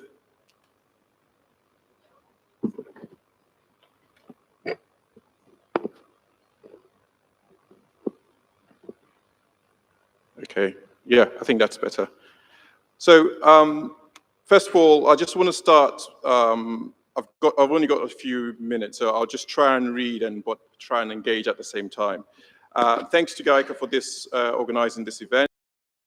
Thank you for inviting me. It's really an honor to be here. To anyone here that the conversation around the world around artificial intelligence. It is a power source, the new gold rush, some even say the new frontier, as we've heard. But as we seize this opportunity, we must stop and ask ourselves certain questions. What is the most valuable currency in this new AI-driven economy? It's not really data. Data is good and it's useful. It's not computing. Ultimately, what it is trust. And this morning, what I want to do is really talk about that trust, and trust as a foundation. So it's really important that we understand what trust does. Also, to let you know and explain briefly that resilience is the proof of that trust as we build these systems. And if we get the foundation right, the sky is the limit. You get your transformation, you get your reward. If we don't, then even the most brilliant technology will crumble. And unfortunately, we hear more of the upsides, which is only natural and which is good, but we also need to factor in the downsides, the threats, and the trust bits that we need to build. Think of our digital future as building a skyscraper, right? A skyscraper that will house millions of jobs, billions of wealth, and the aspirations of probably an entire continent. In construction, you don't start by building the penthouse, right? You start by pouring concrete in the earth and building the strong foundations that would hold that skyscraper up. In the AI economy, trust is that foundation, and trust needs to be built with any systems, any solutions that we provide. Trust in this context is not just a fluffy sentiment. It's an engineering discipline. It's the confidence that citizens and customers will have, or consumers rather, will have in the fairness, in the security, and the ethical use of algorithms that now govern their lives, especially as we go into agentic AI. For our governments, engineered trust means regulatory certainty. It means building ethical guardrails that accelerate innovation by providing clear rules on the road. It ensures that AI is not a tool just for building solutions. It's not just for the privileged few. For our businesses, trust is a competitive advantage. Customers today don't just buy a product, they buy into a promise that you have given them. They want to know that the data is safe all the time, that a loan that an algorithm gives is fair. In this AI economy, building transparent, secure systems is not a cost center, it's a revenue driver. And for our founders, trust really is your license to grow. It's really paramount that as you engineer your systems, as you engineer these solutions, that you have that trust, that foundation, which is trust, which will then propel you to the levels that you want to get to. You're disrupting markets, but you must do it responsibly. And indeed, the clouds are coming. In fact, I've met a few people here today or yesterday that have told me that the clouds are here.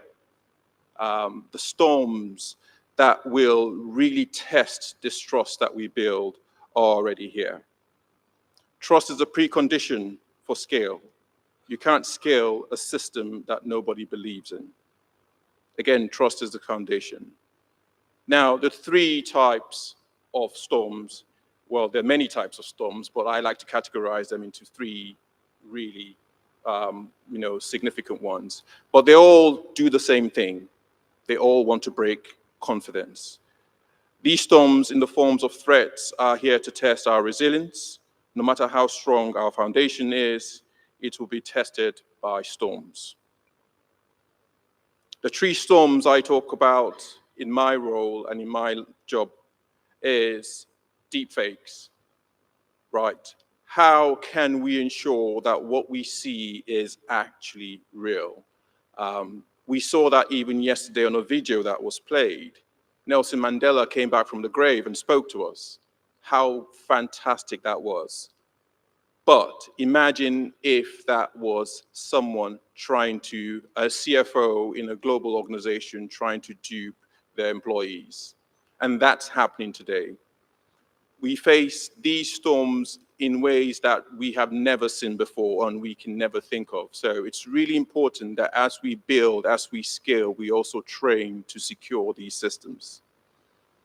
The next one is algorithmic bias. And I think for me, this is really an interesting one because the bias that an algorithm really has is dependent on the data you gave it. Imagine in the UK, where I spend most of my time and work, imagine using the algorithms and the data that was provided from the UK to make decisions on who gets a loan in Tunisia or in Lagos or in Nairobi using the same models. What would generally happen is that a lot of people who should qualify for loans, who really need these loans, will not get those loans because the algorithm has a bias on the data that is being provided to it, and it's using to learn. And I think that really is really important for us as we begin to build these systems. I wrote here, if we feed AI messy, unequal data of the past, the AI will simply automate and amplify that inequality into the future. The third, which for me is what keeps me up awake every night, is hyper cybercrime.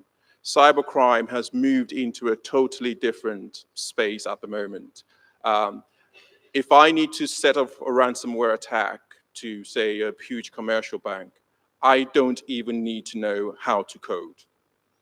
I can buy ransomware as a service. I just have some money. There are groups of people, there are industries out there. I can rent the ransomware as a service and I can get them to, this is the kind of customer I want. This is the kind of attack that I want. Can you do it for me? And they say, yes, this is how much you pay. I don't need to know how to code. I don't need to know how to build ransomware software. I can buy it as a service. That's happening today. In fact, if any of you heard about the Marks and Spencer's attack that happened earlier in the year, that was as a result of a ransomware as a service attack. So it's really important that we think about these storms that are coming. What these storms ultimately do is that they break our social contract that we have with our digital systems. It undermines the promise of inclusive growth. The attack on security is really paramount to what we do and every solution that we provide. So what do we see coming? Let me give you an example of the reality in this case. Can we just play the video? Thank you.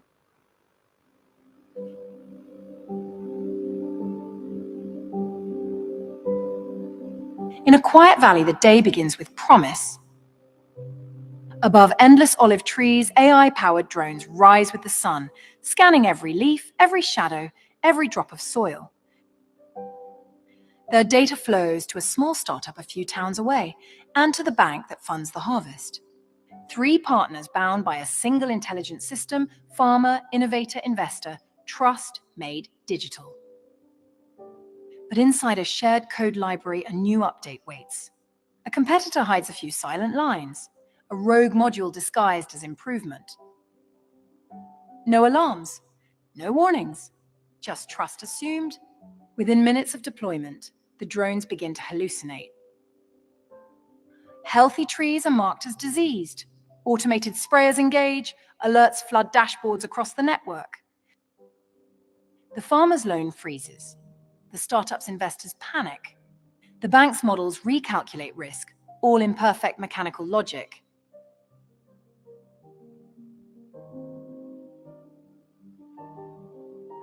No bullets fired, no system destroyed, yet confidence collapses across an entire value chain.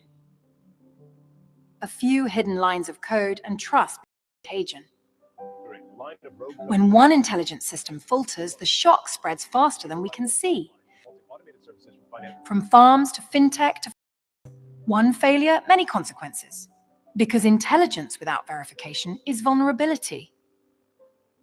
Ensure cybersecurity strategy sits centrally within your artificial intelligence development. Thank you. So if trust is the foundation, resilience as we know it is what we call the test of that foundation. Resilience is not just a capacity in terms of what resilience is. There are actually real life examples and controls that we have in place to build that resilience. One of those is zero trust. Funny name, zero trust, and we're talking about trust. But yes, zero trust does preserve confidence. It underlines the three main principles that underline zero trust. And when you're building systems and AI systems, never trust, always verify. Never trust, you build your systems with the assumption that there's an attack that has already happened. You build digital fences. In the past, we used to build firewalls, and everyone felt that if you've got a big firewall, that you're safe, and anything behind the firewall is okay. What you need to be doing now is rather than one big wall, you build very small fences, what we call micro-segmentation in the cybersecurity space. You also need to design for failure. So you just don't design and think that, right, the consumer needs this, this, this, this. What you also do design is what happens if this happens, if this fails, if an attacker comes in, how do we preserve this? How do we make sure that we are not in a position where we lose all our systems? So that's really important as we go along. So resilience is generally a team sport. So I'm just going to try and move quickly. I notice I'm running out of time, so bear with me. Resilience is a team sport.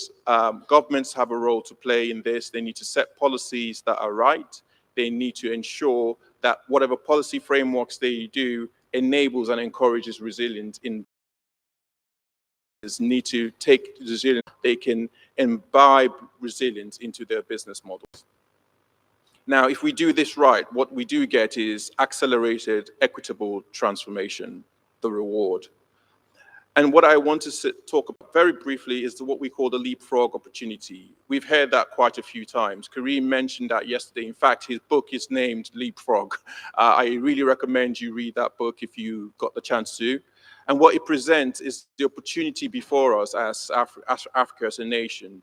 We don't have the legacy systems, the legacy tools that we need to displace that most Western society have. We don't have to make those mistakes. We can learn from their mistakes. So there's really an opportunity here to leapfrog. And one way we can do that, or one example of that happening today, is building solutions for the real challenges that we have. For example, 95% of the talent, i.e. AI talent that we have in Africa, is bottlenecked by compute problems. We don't have the compute for these people. If I was wanting to build an AI system and I had the talent and I had everything, to do that, I needed to go outside of Africa to get the compute. Now that's a real challenge, but thankfully, people like Strive Masiyiwa and Cassava Technologies are innovating to build AI factories. And I think things like that need to happen more and more. People with money, businesses, government with power and policy, and founders and startups and entrepreneurs, we all need to come together and try and solve these problems. So this is just one example. And what Cassava Technologies and Strive Masiyiwa and the group of people working with NVIDIA, by the way, what they're doing is really investing in the tools of transformation. So what are the three main bodies that I speak about? Government and policymakers, I consider them as the architects of trust. These are the people that would design the environment in which we operate. These are the people that would make sure that there are policies and processes in place that we can safely build and scale. I see business enterprises as the engineers of resilience. These are people that have the capital, that have the technology, that have the resources to begin to build these solutions. And I see the startups and the founders as agents of transformation. So these are the people that will go create the new technologies that we've never seen or we've never heard on the bedrock of the enterprises and what the government has done to make sure that our environments or the solutions that we provide are resilient ones. And you know, in conclusion, it's been a really inspiring couple of days so far to see and hear about what the solutions. In my time, I've been to a lot of conferences. There has been a lot of talk. I think, more and more, particularly in AI, there needs to be more action. A world where you can have people across these three sectors come together and create, let's just call it an African AI Council, right? Not government-led, because we all know what happens when government tries to lead these things, but led by the private sector. And I really hope that more and more people with influence, like I've met in the last 2 days, are really thinking about this and building such a council that would help. And their sole purpose will be to make sure that Africa is not left behind in this AI world. Because really, we talk about transformation, but in some cases, this really is a case of survival.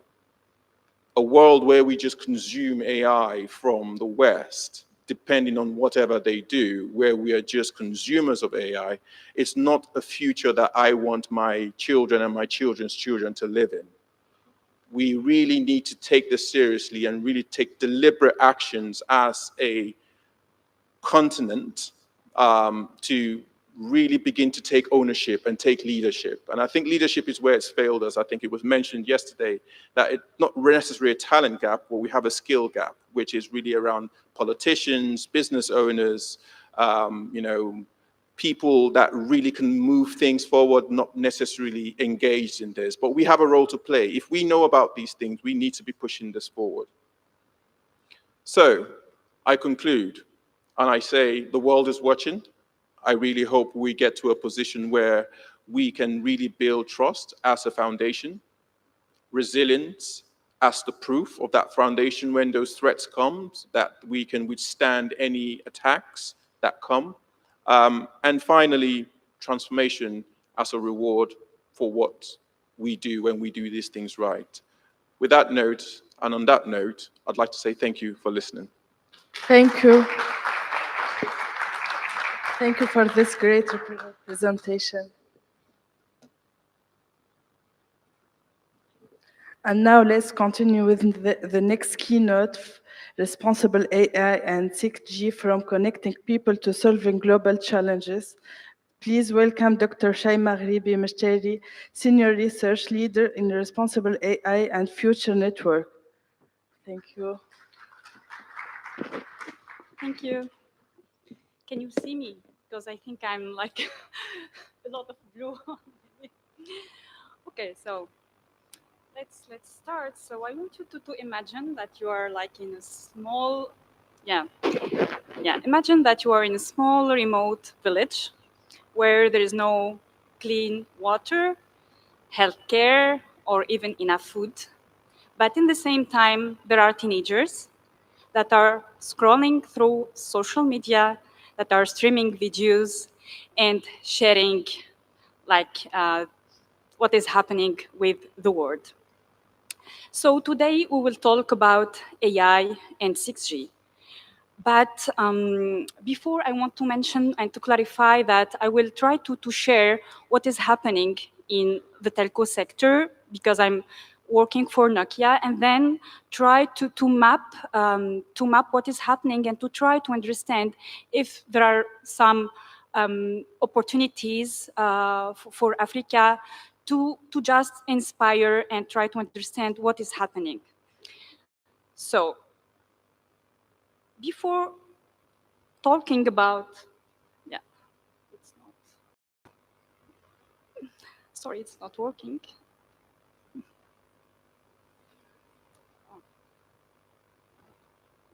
Okay, thank you so much. So before, I think we need to start always by the why. The why is the intention, is the purpose. So why we need innovation, why we need AI, why we need telco, why we need connection. Well, so we need to try to understand this, because without a purpose, innovation will be just a race of speed and not a journey for impact. So one of the questions that we can answer, so can AI, can connectivity help to solve water scarcity, food insecurity, or healthcare access?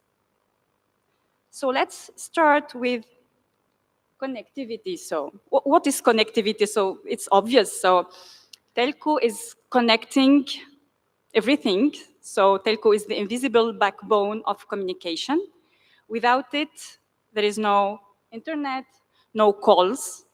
So we cannot imagine now our life without it. So it is becoming as critical as water, as electricity.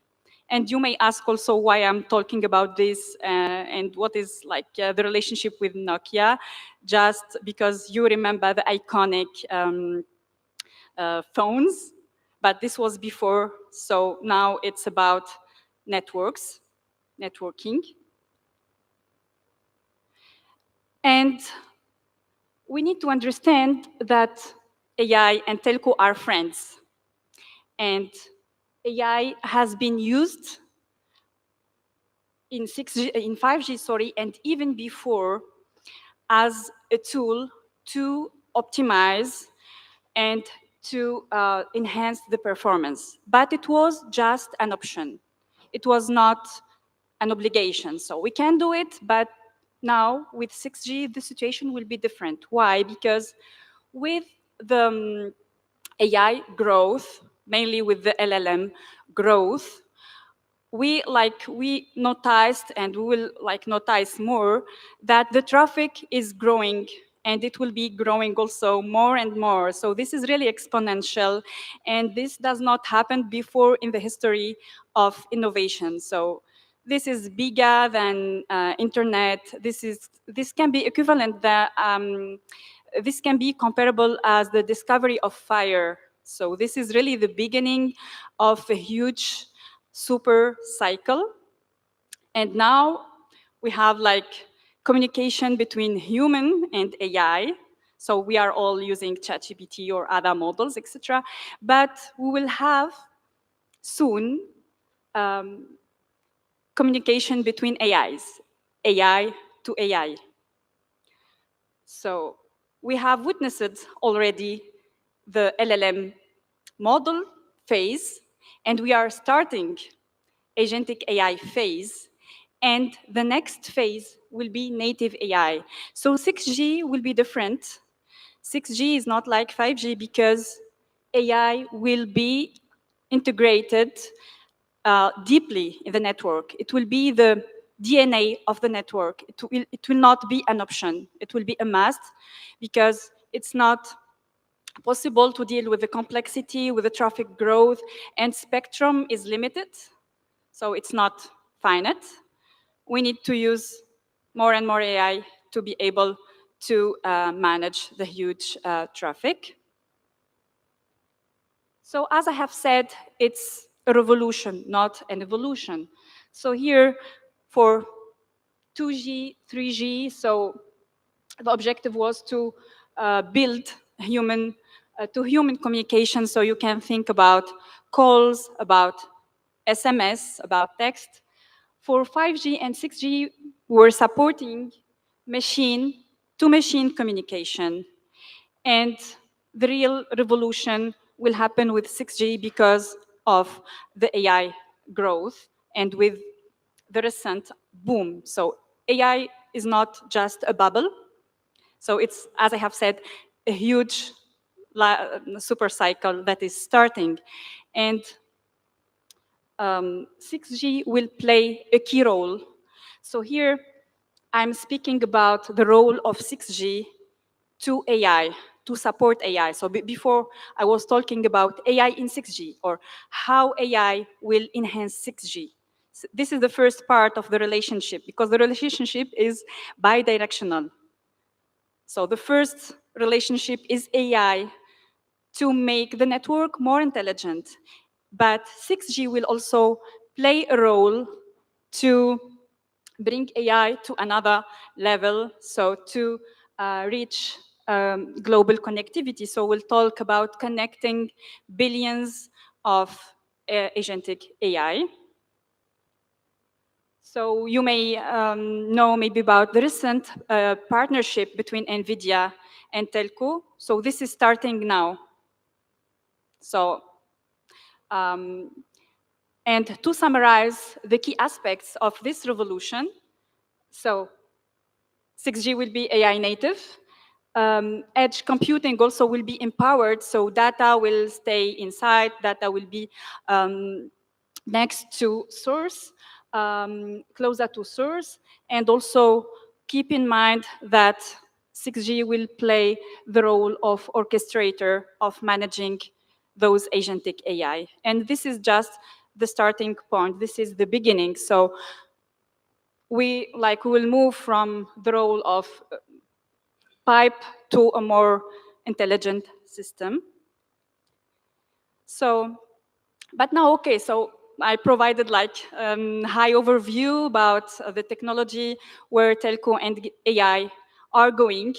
And now I want also to talk also about Africa, our reality in Africa, and maybe how to profit from this technology if possible. So I don't have solutions, but I'm just, the idea was just to share with you, to make you aware about what is happening, and to share just some also opinion, but this can be discussed.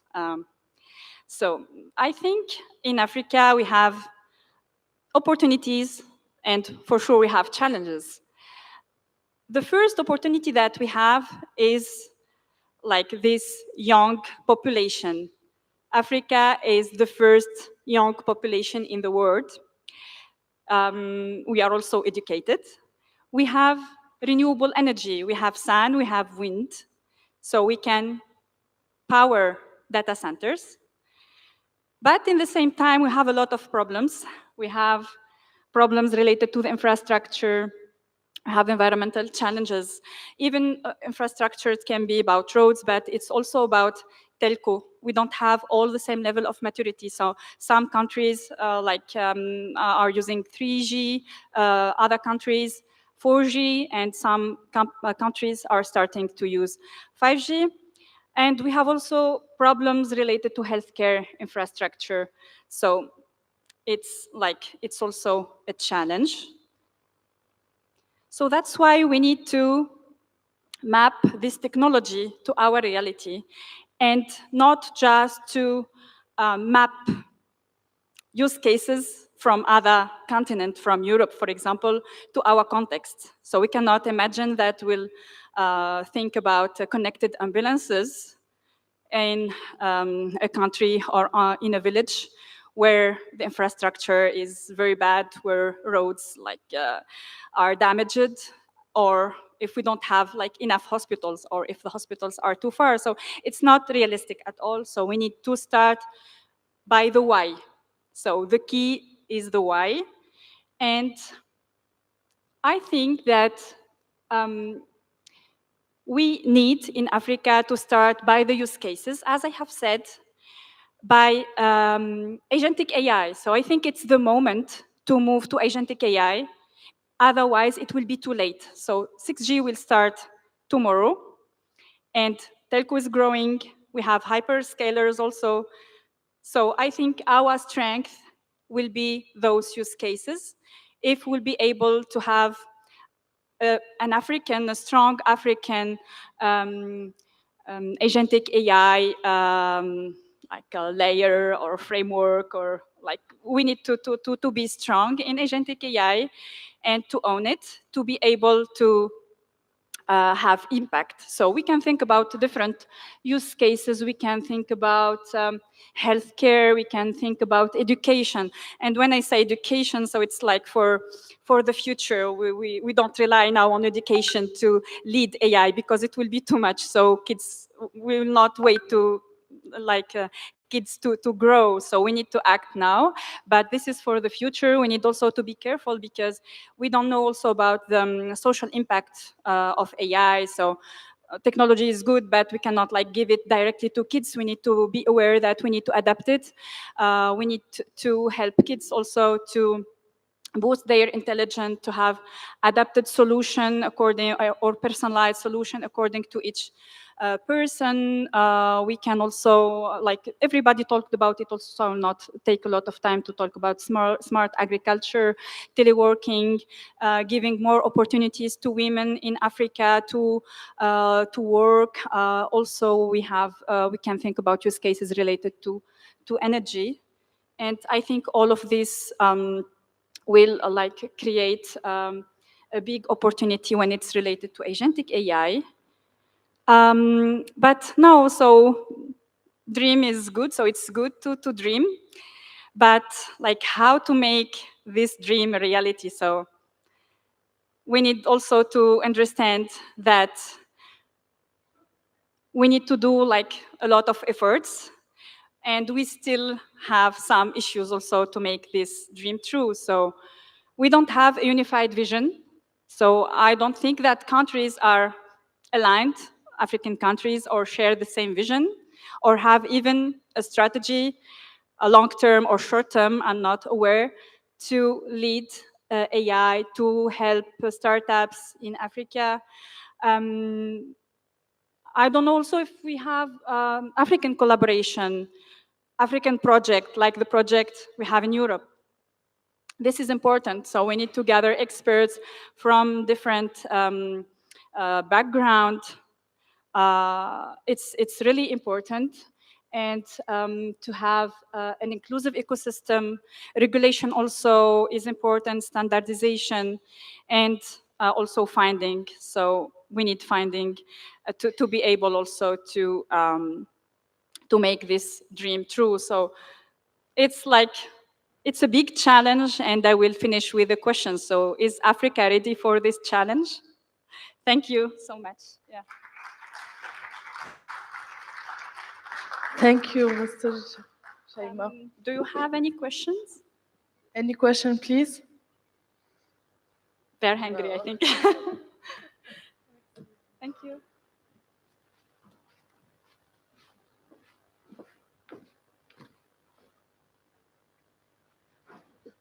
And now for the next keynote, AI for Progress, Utility, Education, and Economic Growth.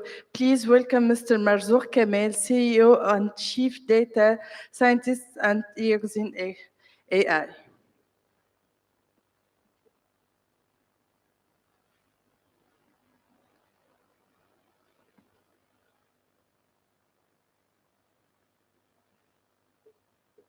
It's okay. Yes, yes, as you like.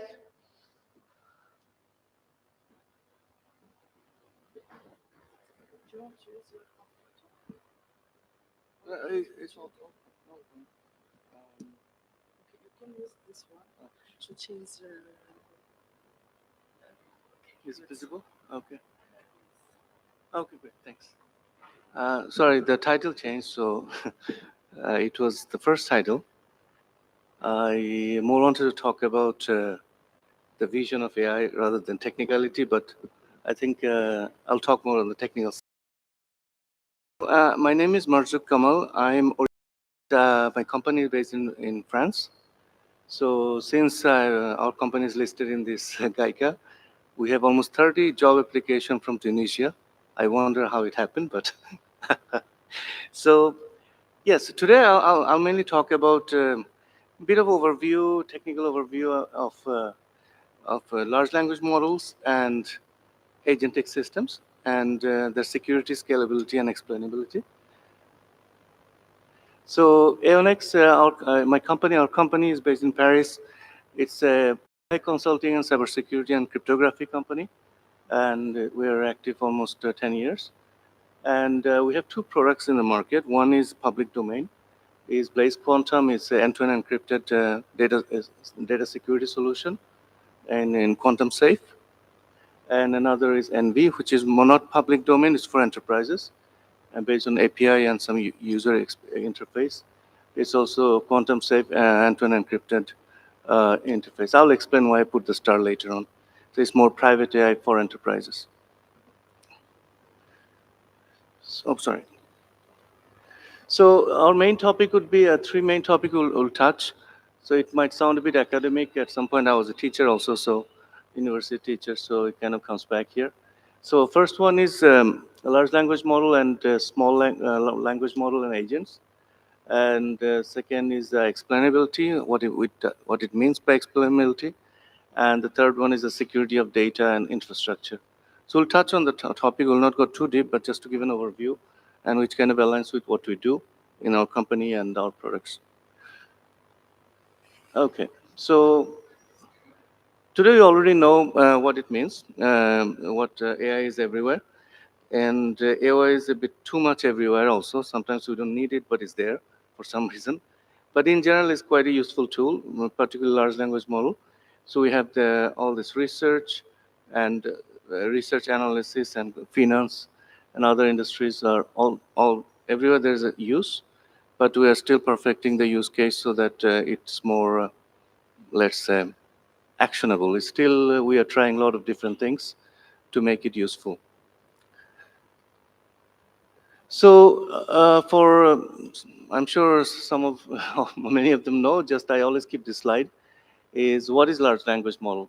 So in a very simple phrase, is large language model is, does it work?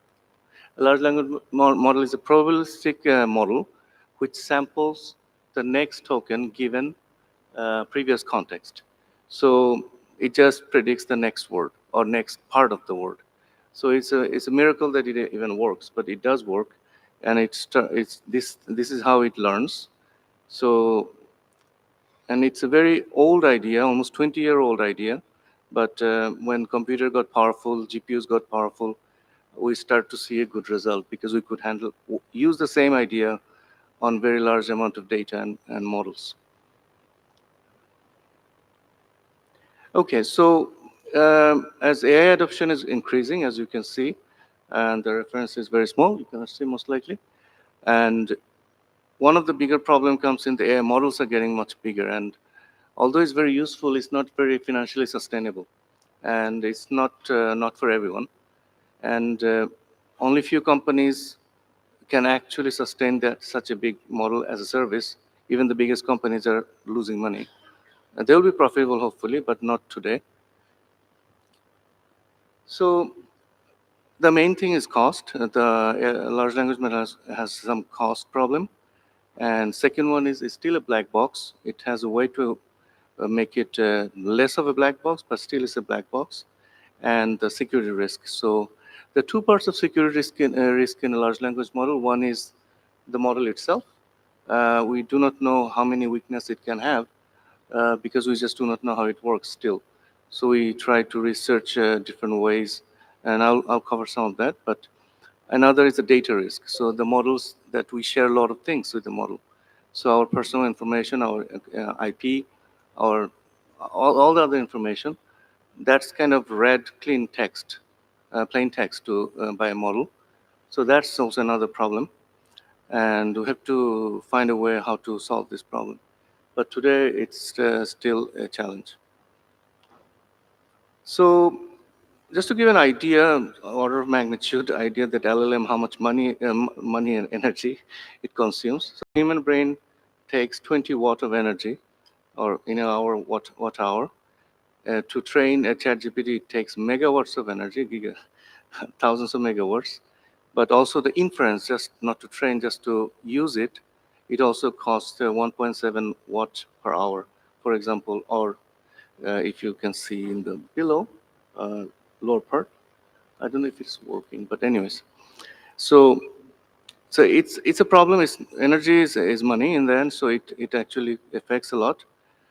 And that's why the small language models are becoming interesting in the sense that it's relatively less expensive.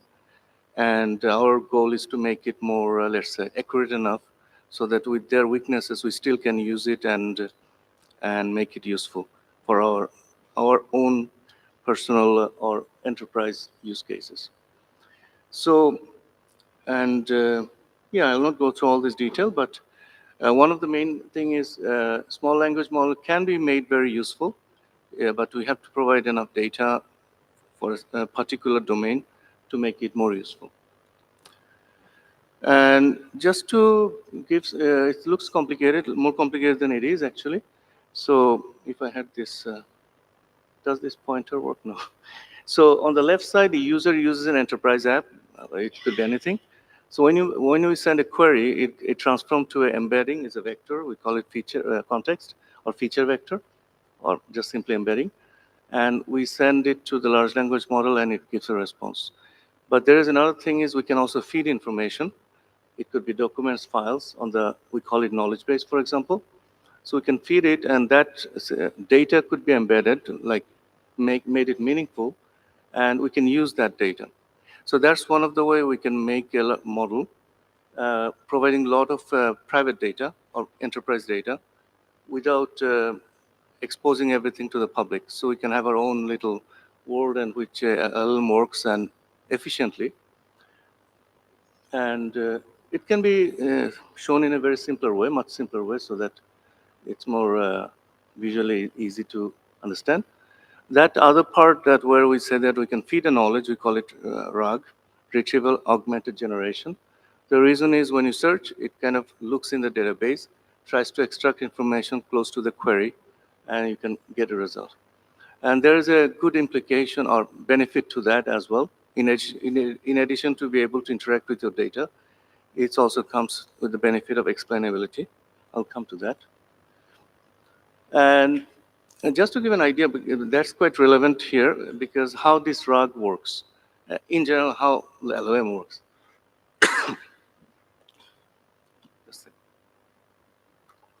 So when you feed a sentence, it becomes a vector, and we call it embedding or feature vector.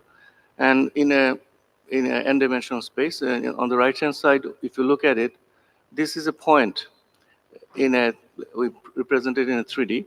It's a point in a space, that sentence. And in this case, for example, the green one, I don't see what is written actually.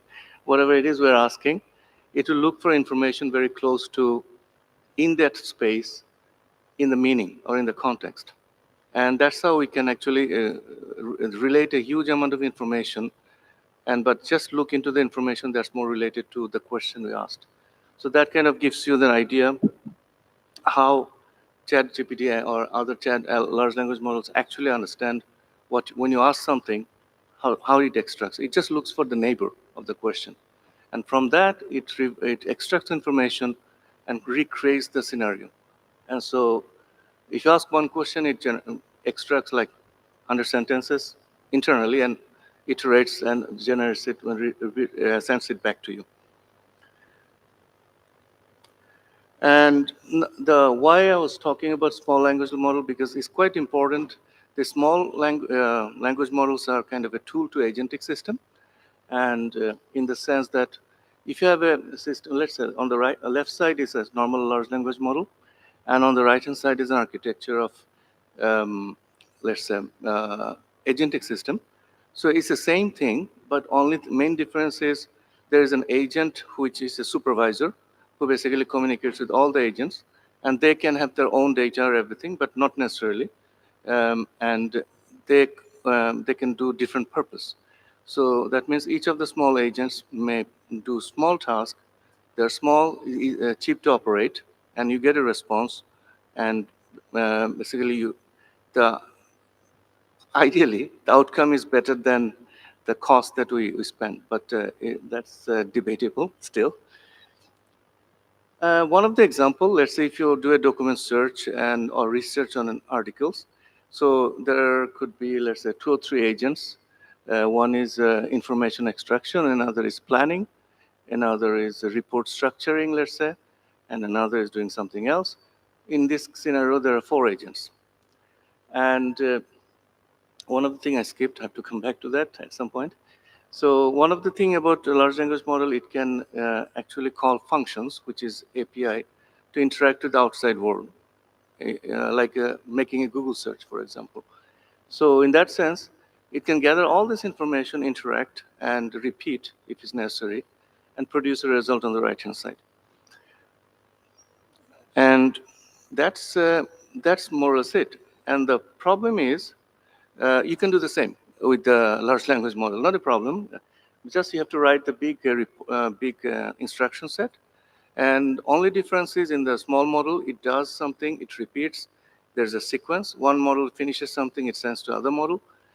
But this one, it happens inside the head of the large language model. It happens everything inside, and then it gives you the result. And so we might get almost the same result, but if we plan the agentic system a bit better in a sequential way, we might get a better result with the agentic system. So there is no guarantee which one will be better. So, and I don't know if you have one big elephant and it does the job properly, and bringing 10 small elephant doesn't necessarily have to do the same or better. So there's no, they can, but there's no good measure for that. So one of the thing is, agentic system gives more control over sequence of task. One does before, other, gather some information, feed into the other model, or do something parallel and combine them. But the cost doesn't necessarily have to be cheap. So sometimes the agentic system might be more expensive. And so we have to just be more careful when we use agentic system and having a purpose. And large language model, even the small models, can be trained for doing multiple tasks as well. So we don't have to have 10 different agents to do something when you can do it 2 or 3 or none. So we just have to evaluate those things. So agent doesn't necessarily do a miracle. It's all about the tool that how you use it in the end. Do we have time, or I'm talking too long? Okay, so okay, great. So there are some few frameworks. Whoever is want to try it out, we usually don't do that. We made our own framework. It's not very complicated. It looks complicated than when you speak about it, but when you implement it, it's basic programming. So there are 3 ways you can do small language models. There are many. There could be many. The 3 that I know of is training from scratch, which is not usually ideal because you have to gather all the data, train it, and it will be too focused to one little problem. So better way is to have a bigger model and make it smaller. So the smaller can be compressing of existing model. One is knowledge distillation. You basically have a big model who trains the small model. Like one is teacher and one is student. Another is optimization in terms of making the floating point to integer or a smaller integer or fixed point arithmetic. And it could be int 8 or int 4. And the last one is the fine tuning. Let's say you already have a model that works, a smaller model generally works, but you want to fine tune it to use it for yourself. So you can provide some data, not too much, but you can fine tune and make it useful. So, and these 2 options are much better than the first one. At least you don't start from 0, which takes a lot of, it's very expensive, even for a small model. So just to give an idea so there are multiple things I talked about, but I think this one is most interesting one. I always find it interesting. It's called model knowledge distillation. The idea is that you have a gigantic model like a trillion parameter model, let's say. It's still not cheap, but it's a very nice idea. It's a very old idea, but now it works, it's more effective. Imagine that you made a model that classifies 3 images, and you just have to want A, B, C. And normal model, and let's say model 1 will estimate just one value, B, for example. But then if I train the same data in second model, it might not get it right. So, but if you combine the results, instead of one value, you get a distribution. So there's a very advantage in this kind of averaging. So basically, when you did that, you started with one model, results are a probability distribution. Now, on the below, we make another model. It doesn't have to be related even. Try to fit the model that output that generated by the ensemble of the methods. So you can actually have a model that's compressed, smaller, works on more amount of data, more distributed data. And that's kind of what is called knowledge distribution. So for large language model, it's rather a bit complex. This knowledge distribution requires a certain loss function.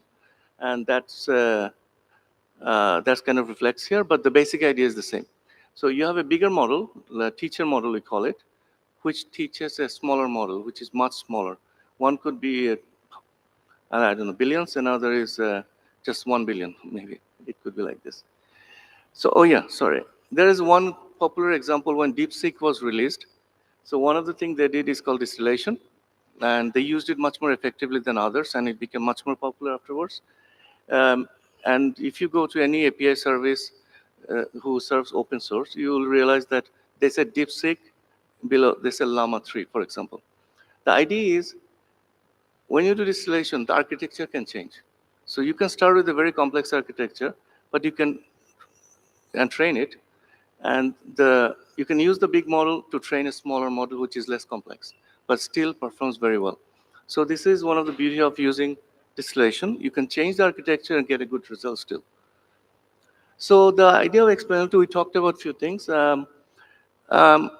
Explainability, trust, and all this stuff, because these things has a very abstract idea. What is trust? What is explainability? And this is quite, I don't know how to define it. But if I put it in human term, why should I buy something from you, other person? Just because maybe I don't, first of all, it's a faith. Second time I bought it, the product was good, so I trust the person, I'll keep buying it from that person. So for my case, the way I see that, trust is like, or explainability, all this together, and all explainability also, like in the sense that if somebody respond to a question, and I can ask, how did you get to the response? Just a simple question. That person says, I read that book, my teacher told me, or something. So that explanation, just reasoning behind the response, is already and reliability on the response. So there are multiple ways the explainability works. Sorry. One is logical, just give the reasons. Another is the source of the reasoning and accuracy of explanation, of course. That's the part the person who is doing the query has to justify. Sorry, 5 minutes, okay, almost there. So I like to go to fundamentals always, but I will skip that. So in large language model, if we go to a system like that, or even small agentic system, so in my mind, explainability how, let's say, Gemini does, or most of the modern ChatGPT or other does, they give a response, give the reason, and give all the citation. Now you can verify if you can trust the information. And if the citations are wrong, something is wrong, then we have to evaluate something went wrong. So this thing can be improved, even us, for enterprise software. For example, if you remember the first graph I showed, there's a point. When you ask a question, it looks for the information around it. But when you ask a question and the response comes in, we can always evaluate how far this response is from the question I asked.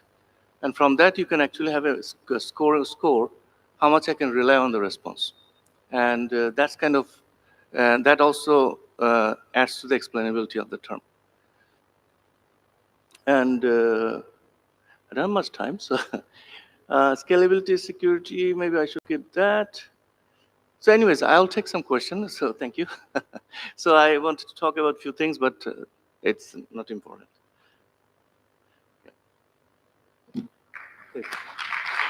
Thank you, sir. Any question?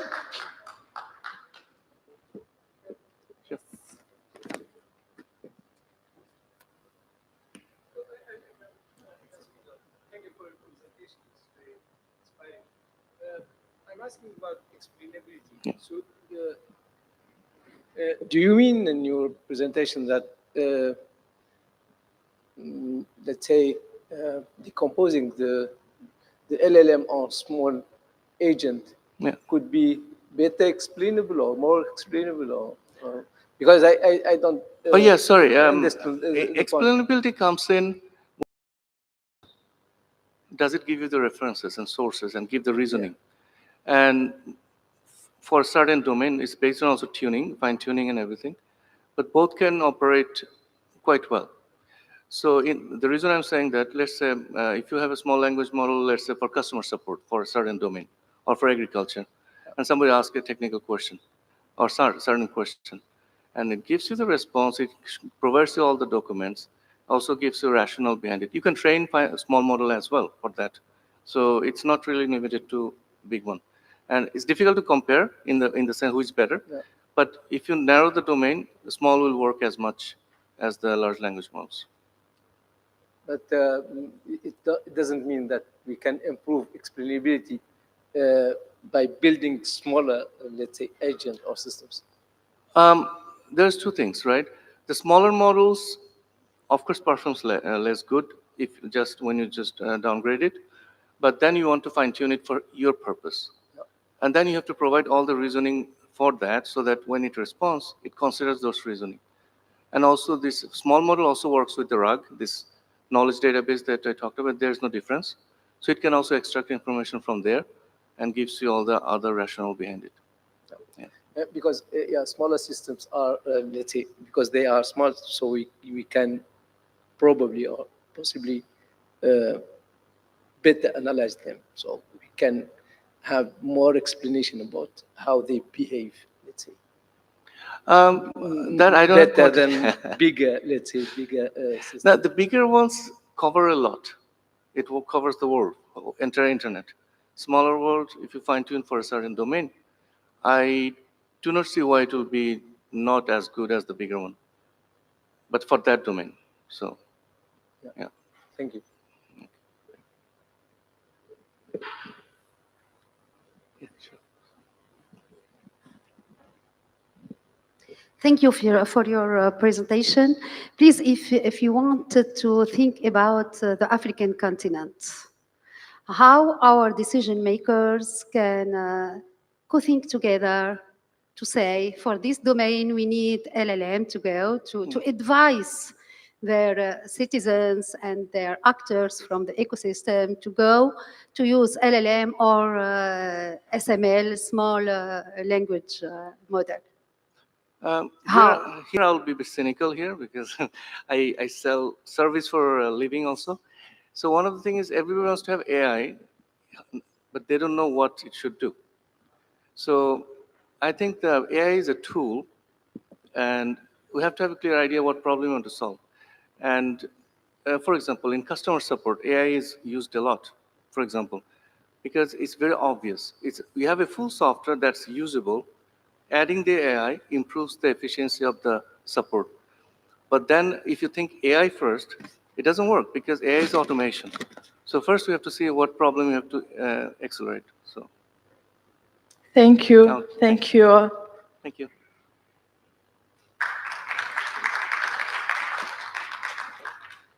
And now for the last panel before the break. Open model, open data, and open compute, building bridge for global AI collaboration. Please welcome our speakers, Thierry Djorkaeff, CEO of XR Intelligence.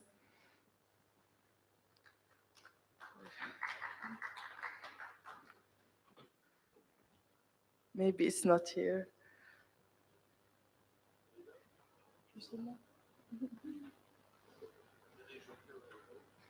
Hey, Thierry Djorkaeff.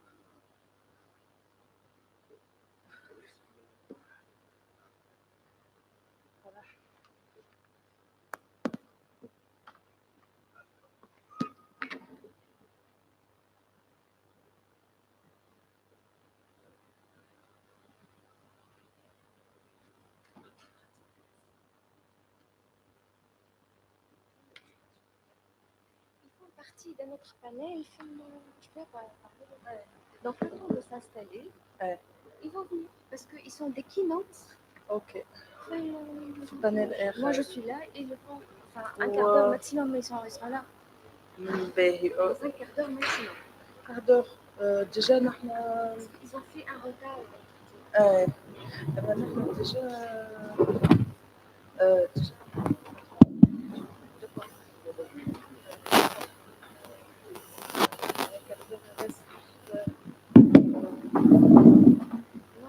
Avoir notre 30 minutes en même temps.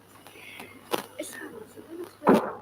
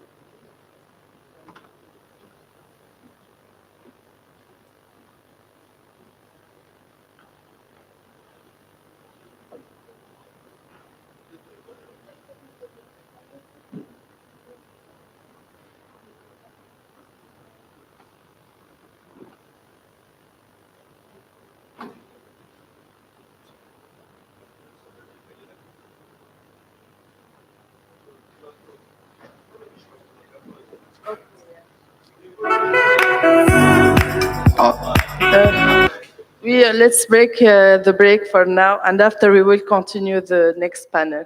Thank you.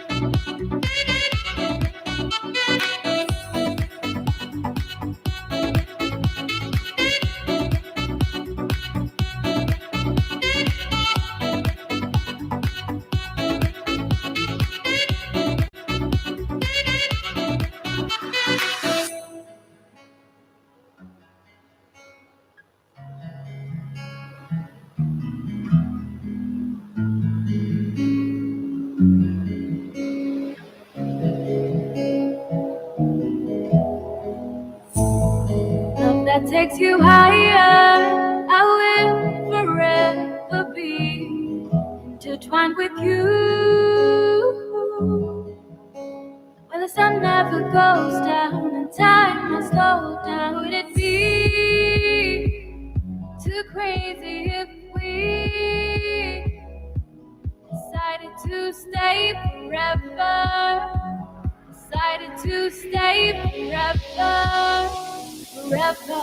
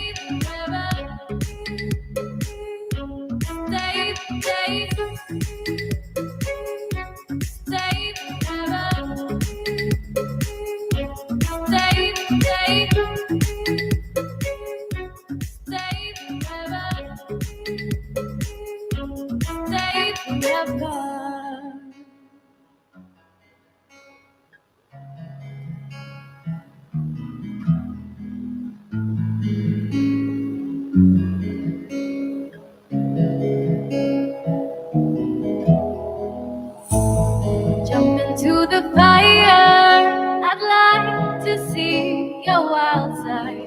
We should run away. But the sun never goes down and time has slowed down. Would it be too crazy if we decided to stay forever?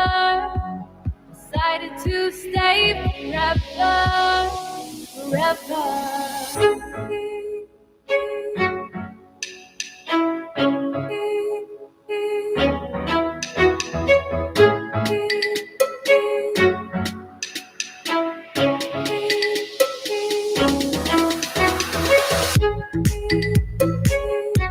Stay forever. Stay, stay. Stay forever. Stay, stay. Stay forever. Stay, stay. Stay forever. Stay forever.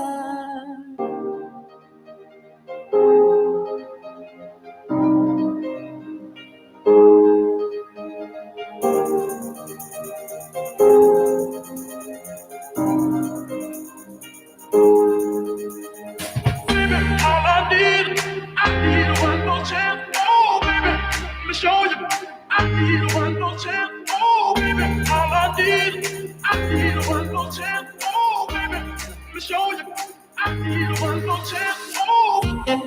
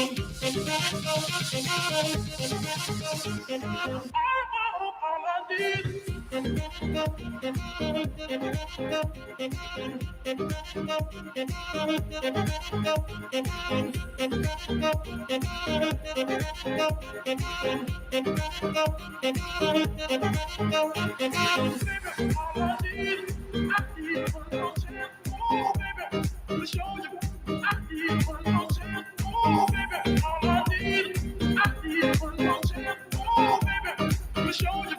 I need one more chance.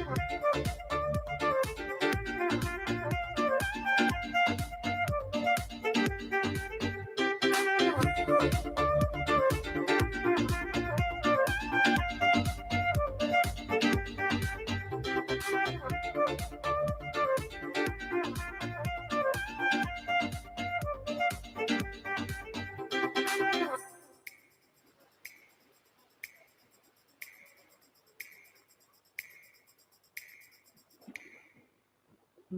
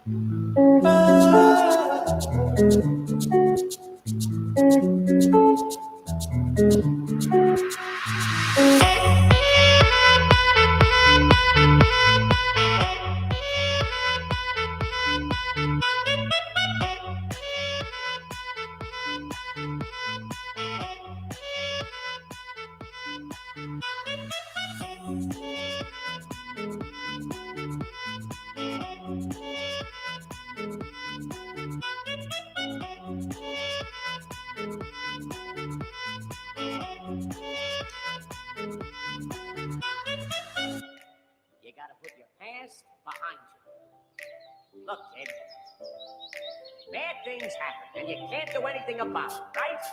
Wrong. When the world turns its back on you, you turn your back on them. That's not what I was told. And maybe you need a new lesson. Repeat after me. Hakuna Matata. Hakuna Matata. It means no worries.